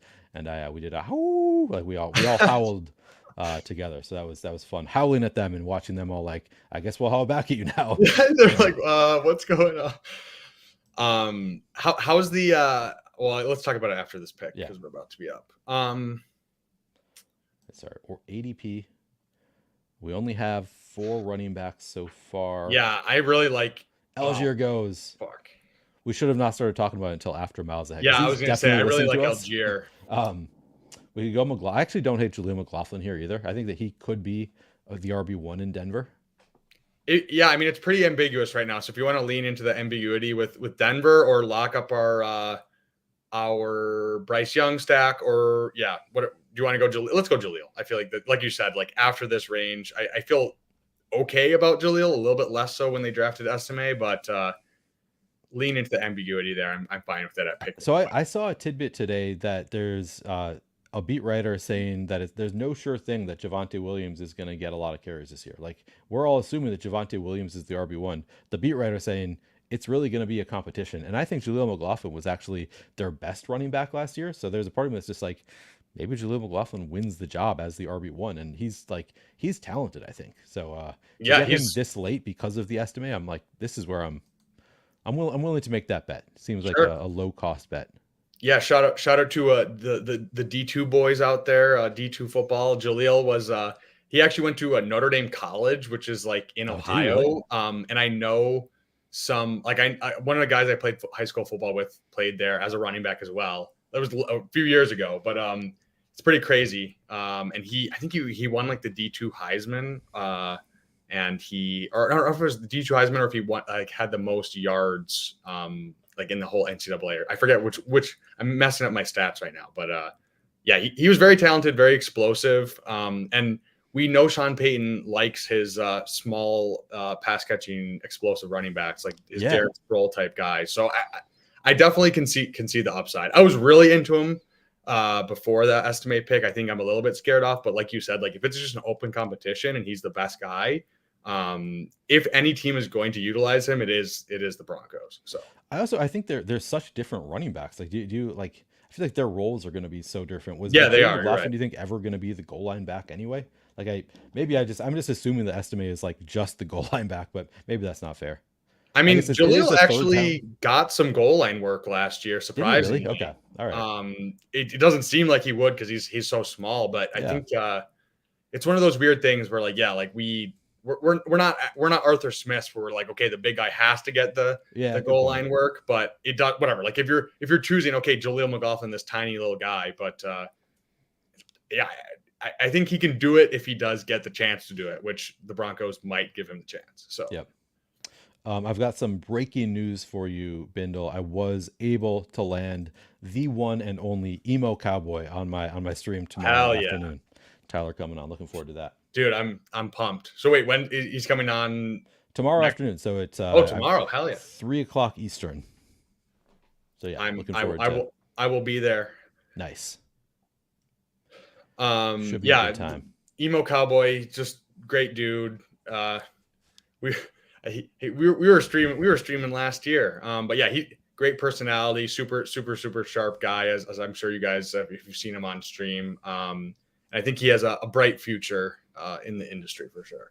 Yeah, no, he's I didn't know either. I think I recognized his name. I feel like I've drafted against the emo cowboy before, but didn't know either of you guys last year. So was not in on those streams last year, but happy to get to know you both this year.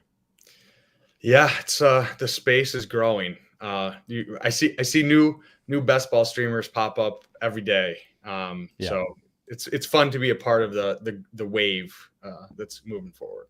The new wave of streamers. Yeah. The guys who have never won a Best Ball Mania. Used to be only Best Ball Mania winners streaming. So everyone but like 4 people? Yeah, exactly. Yeah.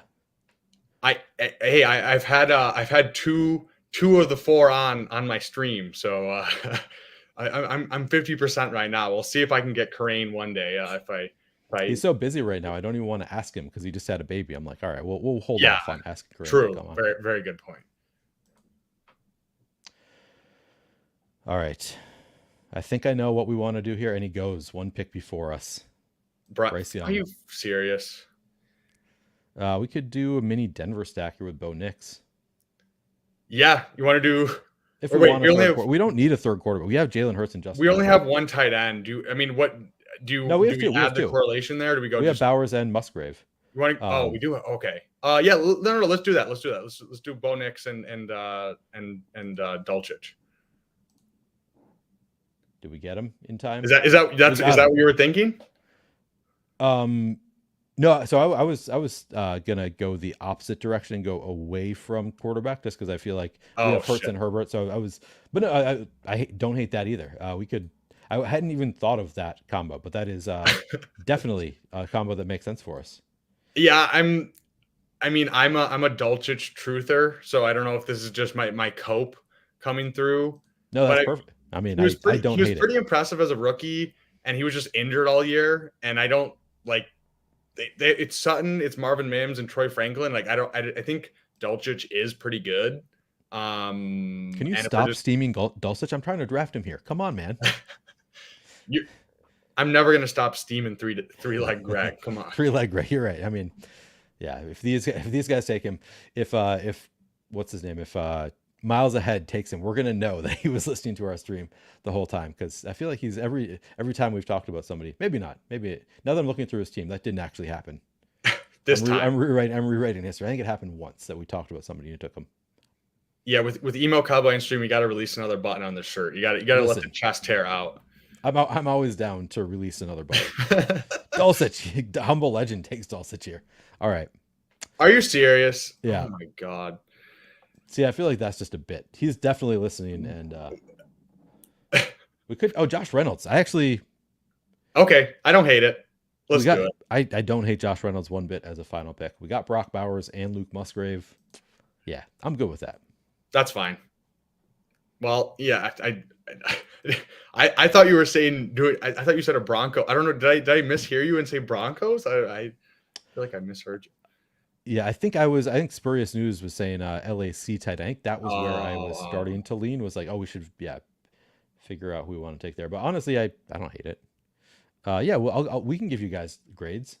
If you go into the Flannelverse Discord, we can give you. No, I'm happy to. If you want to, Bindles, we can do grades. Totally. Yeah, let's go through. I'm down. Okay. Okay. So who are we getting into here? Let's see. Wait, Nick Costantino, who are you in this draft? I didn't even realize you were in the draft with us. I recognize the YouTube name, but I don't know what his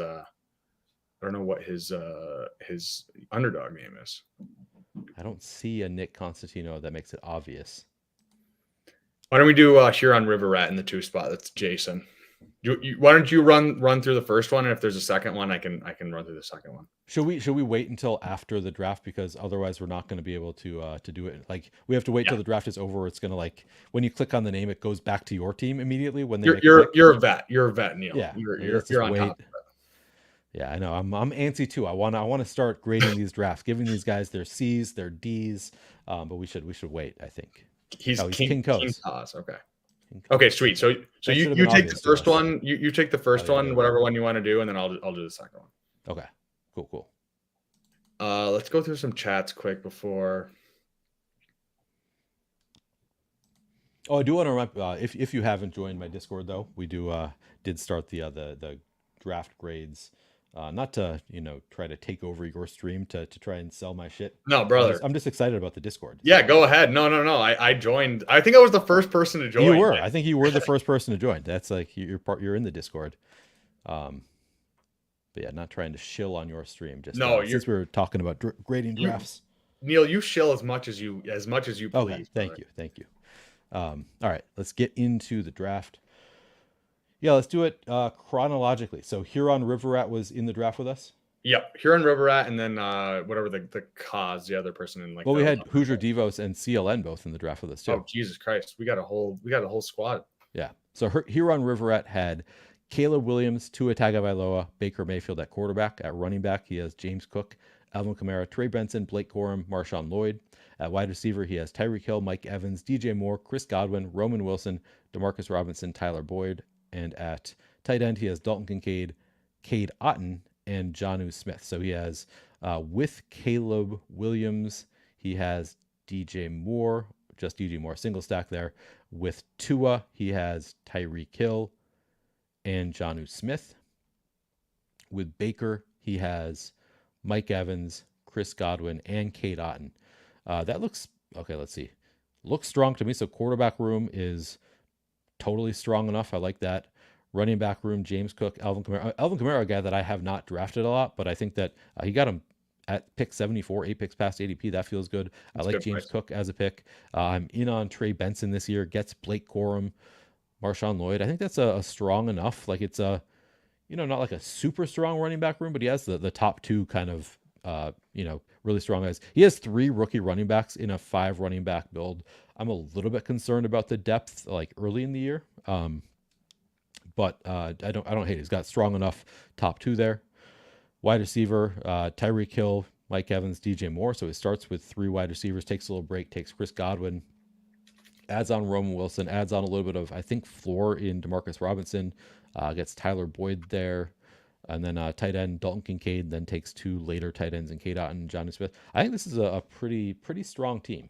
My only real concern is the lack of depth at running back, just given the 3 rookie running backs. But I think Trey Benson will be involved right away.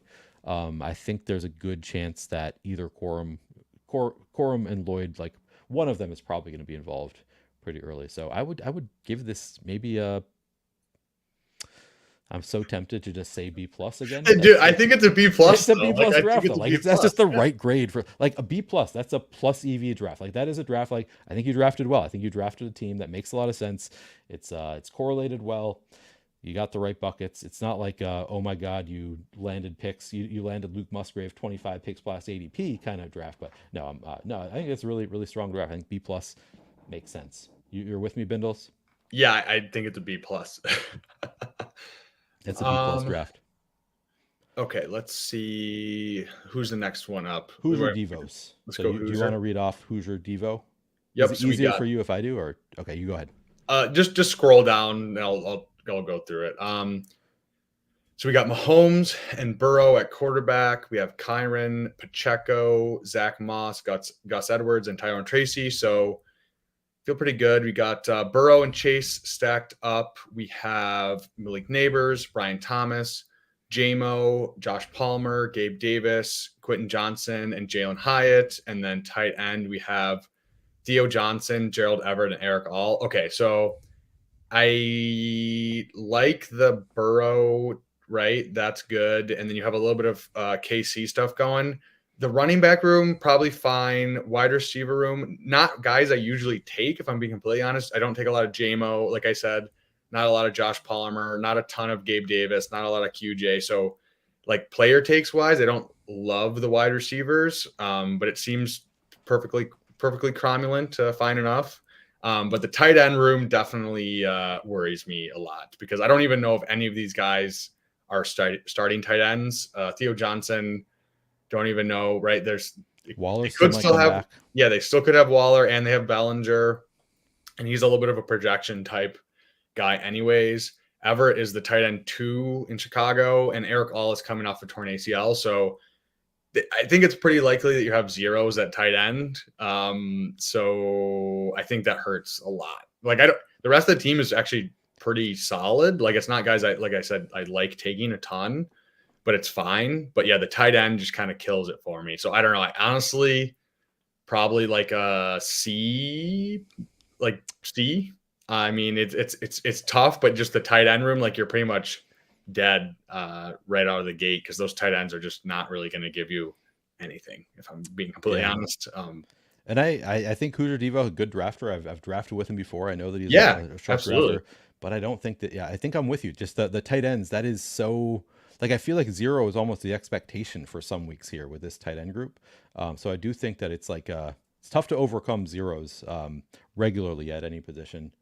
Also, lack of the only correlation with Mahomes is Pacheco, which might just be counting on one of those other Kansas City receivers to fall back to him. None of them fell back to him at his later picks there. But I don't love just the quarterback with the I guess Pacheco is a decent enough pass catcher, but I would prefer a little bit more correlation with a wide receiver or a tight end with Mahomes personally. Also took Quentin Johnston when we needed a second receiver for our stack. So Dick You moved on. bastard. Nice. Yeah, and I think this goes back to like we were talking about the when you take your second quarterback, if you take one of the elite ones, and it's like I understand you have Chase there, so it's like it's fine, but it's just like it's hard to build out the Mahomes after that point, and if you don't get one of those, and then you only have the Burrow stacked up with Chase, and then a naked Mahomes or basically naked Mahomes, right? You have Pacheco, but Yeah. no pass catchers. It's just like it's hard to dig yourself out of that hole, I feel And like. was this so where did the guys go? So he had uh, Chase, Neighbors, Kyron, Pacheco, Mahomes. Did so Worthy goes here, Marquise Brown goes here. So he could have taken Rashi Rice here. So he goes Brian Thomas over Rashi Rice, I guess, pushing the Rashi Rice pick, and then Rashi Rice goes. I probably would have just since he didn't get one of the earlier two here. Yeah, I would I have feel like gone Rashi Rice here at 69, or sorry, at 76 at the very least. I feel like he pushed it a little bit too much in my opinion, but what are you going to do? As he says in chat, you miss 100% of the shots you don't take. He took a shot on getting a late Rice. yeah. Yeah. I guess this is the time to push Rice, right? Like if you're gonna do it, it's probably the time to do it. And it's not a BBM, it's a puppy, so Yeah. fine to take shots. You want to do one more before we head out of here? You want to do who is it, the cause? I forget who it was at the end here. So King we Cause. have two more in the chat. Do you want to? I guess we did CLN. Did we do CLN last time, or I are don't you guys remember. still in the chat? I guess. Does anybody want us to read off their draft? See who we have time for. If you're in, Yeah. the chat. Why don't you do King Cause and Okay. we can And we'll head see out if because I don't know. I don't even know what's going on. So Okay. King Cause, we have Anthony Richardson and Kirk Cousins at quarterback. At running back, we have Derrick Henry, Ramondre Stevenson, Brian Robinson, Ray Davis, Roschon Johnson. At wide receiver, Marvin Harrison, Drake London, T. Higgins, Christian Watson, A.D. Mitchell, Dontavian Wicks, Josh Downs, Rashad Bateman, A.T. Perry. And at tight end, Kyle Pitts and Tyler Conklin. So as far as stacks go, he has Anthony Richardson with A.D. Mitchell and Josh Downs. And he has Kirk Cousins with Drake London, Kyle Pitts. So really strong as far as correlation goes, double stacked both of his quarterbacks. I think that is a perfectly strong quarterback room. Really strong running back. I shouldn't say pretty strong running back. He starts with Derrick Henry, Ramondre Stevenson, Brian. Like I think this is the correct allocation of talent to running back. Wide receiver starts with very fun start with Marvin Harrison, Drake London. Then he gets T. Higgins, waits a bit, takes Christian Watson as his fourth wide receiver, and then he volumes it with wide receiver. Gets two Green Bay receivers here, along with his two Indy receivers, throws in Bateman and A.T. Perry. I feel like he did pretty well here. I kind of like every bucket seems pretty strong, and he has correlation with both of his quarterbacks. So I think I would give this one another. Again, B plus is basically what you get unless you like really get crazy good values. If you draft about as well. Like I think he landed. I think this is a really strong B plus level team. How do you feel about it, Bindles? I can't hear you, Bindles. I can't hear you. I see you talking and I cannot hear you. oh, I'm muted. I was gonna say, I wonder if we like switch it over to like if there's a better way to grade it, if it's like a number grade instead of a letter Maybe grade. because we're just gonna land on B plus every time, and you want us to have to make a distinction between an 87. I And don't an know. 88? I'm just trying to think through because No, like no, yeah, I mean I I agree. agree. Like I lean to like B plus like 75% of the time. It's like unless you really fuck up or you really hit the nuts, Yeah. it's like okay, it's a B plus. Yeah, I mean I think I agree though. I think it's a B plus. Like it's pretty well correlated. You got like some I like it. We do have one more. The what is it? CLN is still in here, so let's let's do it. All right, let's read so off CLN. let me rattle off this last one, and then Yep. we can let the chat get to Betty by. All right, here it is. Okay, so we got Trevor Lawrence, McCarthy, and Drake May. So too late. And then we got Trevor Lawrence paired with ETN. We got Achan. We got Najee Harris, Dowdle, and Gibson. I like that running back room a lot. It's a good mix of upside and projectable volume, so I like that. You have Jefferson with McCarthy. You got a Debo. You got Watson stacked up. You have Addison stacked up. You have Lockett. You have Polk stacked up and Douglas. Okay, that's really nice. That's really, really nice. And then what is going on at tight end? We have Ingram, Hawk, and Chig. So 2 more stacks. Honestly, I think this might be an A. I really like the running back room. I like 3 stacked quarterbacks, wide receivers. You have J Jeff and then other guys stacked up, and tight end.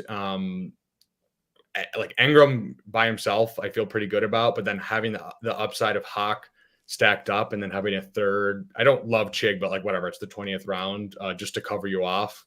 I think this might be an A for me.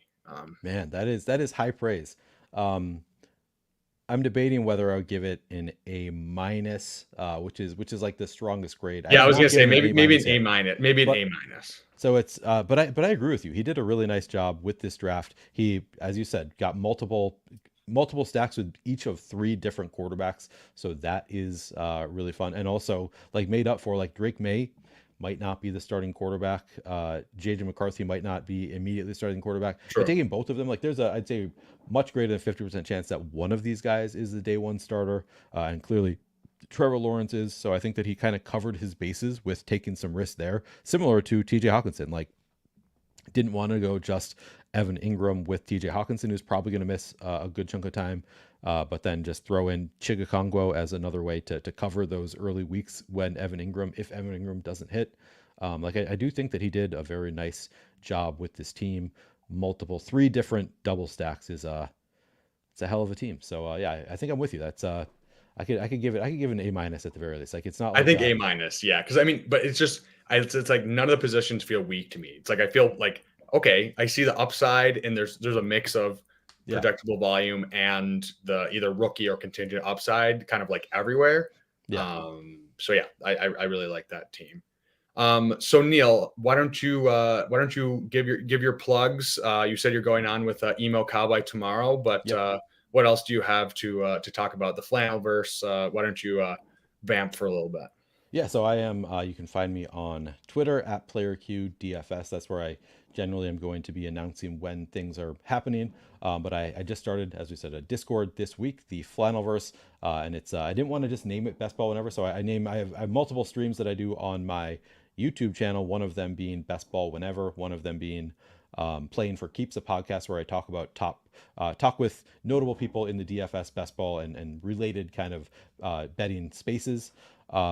So I wanted a place where I can talk about all those things. We can talk about my Playing for Keeps guests, what you learned there, talk about best ball. We can grade your best ball teams, talk about whatever you want to talk about in the Discord. So yeah, if you want to join the Discord, do that. Also trying to grow my channel. I see you're growing your subscriber base as we go here, Bindles. You are updating your subscriber goal. Do you do that, or is that automated? No, someone said they were my 420th subscriber, and I was like, okay, I'll do while we have a second, I'll just go to it. That's really funny. Yeah. I've been meaning to add one of this exact like streamer, just like subscriber goal out of the number that my goal is. Love that. That's just an easy way for people to see like, yeah, I'm trying to grow the channel. I'm also trying to grow my channel, but yeah, go follow me on Twitter. Go get into the Discord and follow me on YouTube also if you haven't already. Yeah, I've really been enjoying your Playing for Keeps streams and just your BBM streams. Like either solo or with guests. You're getting really good guests on as well. So yeah, definitely appreciate you coming on. And we'll have to do it again sometime for sure. Yeah. And then in terms of my plugs, Wednesday we're having the Fancy Dog Pound on with El Coach. So we're gonna have him on Wednesday for a draft.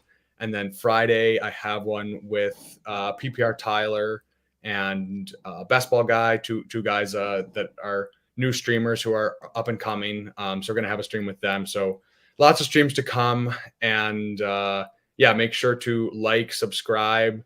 I'm going to do a drawing on Friday because I said every 100 subscribers, I'm going to give away $25 a BBM entry. So we hit 400. So I'm going to do one retroactively for that. And then any comment you leave I will count that as an entry, and I will go through once we hit 500. I will do that again. So definitely go check out Neil, and we will see you guys next time. Thanks so much. Have a good one.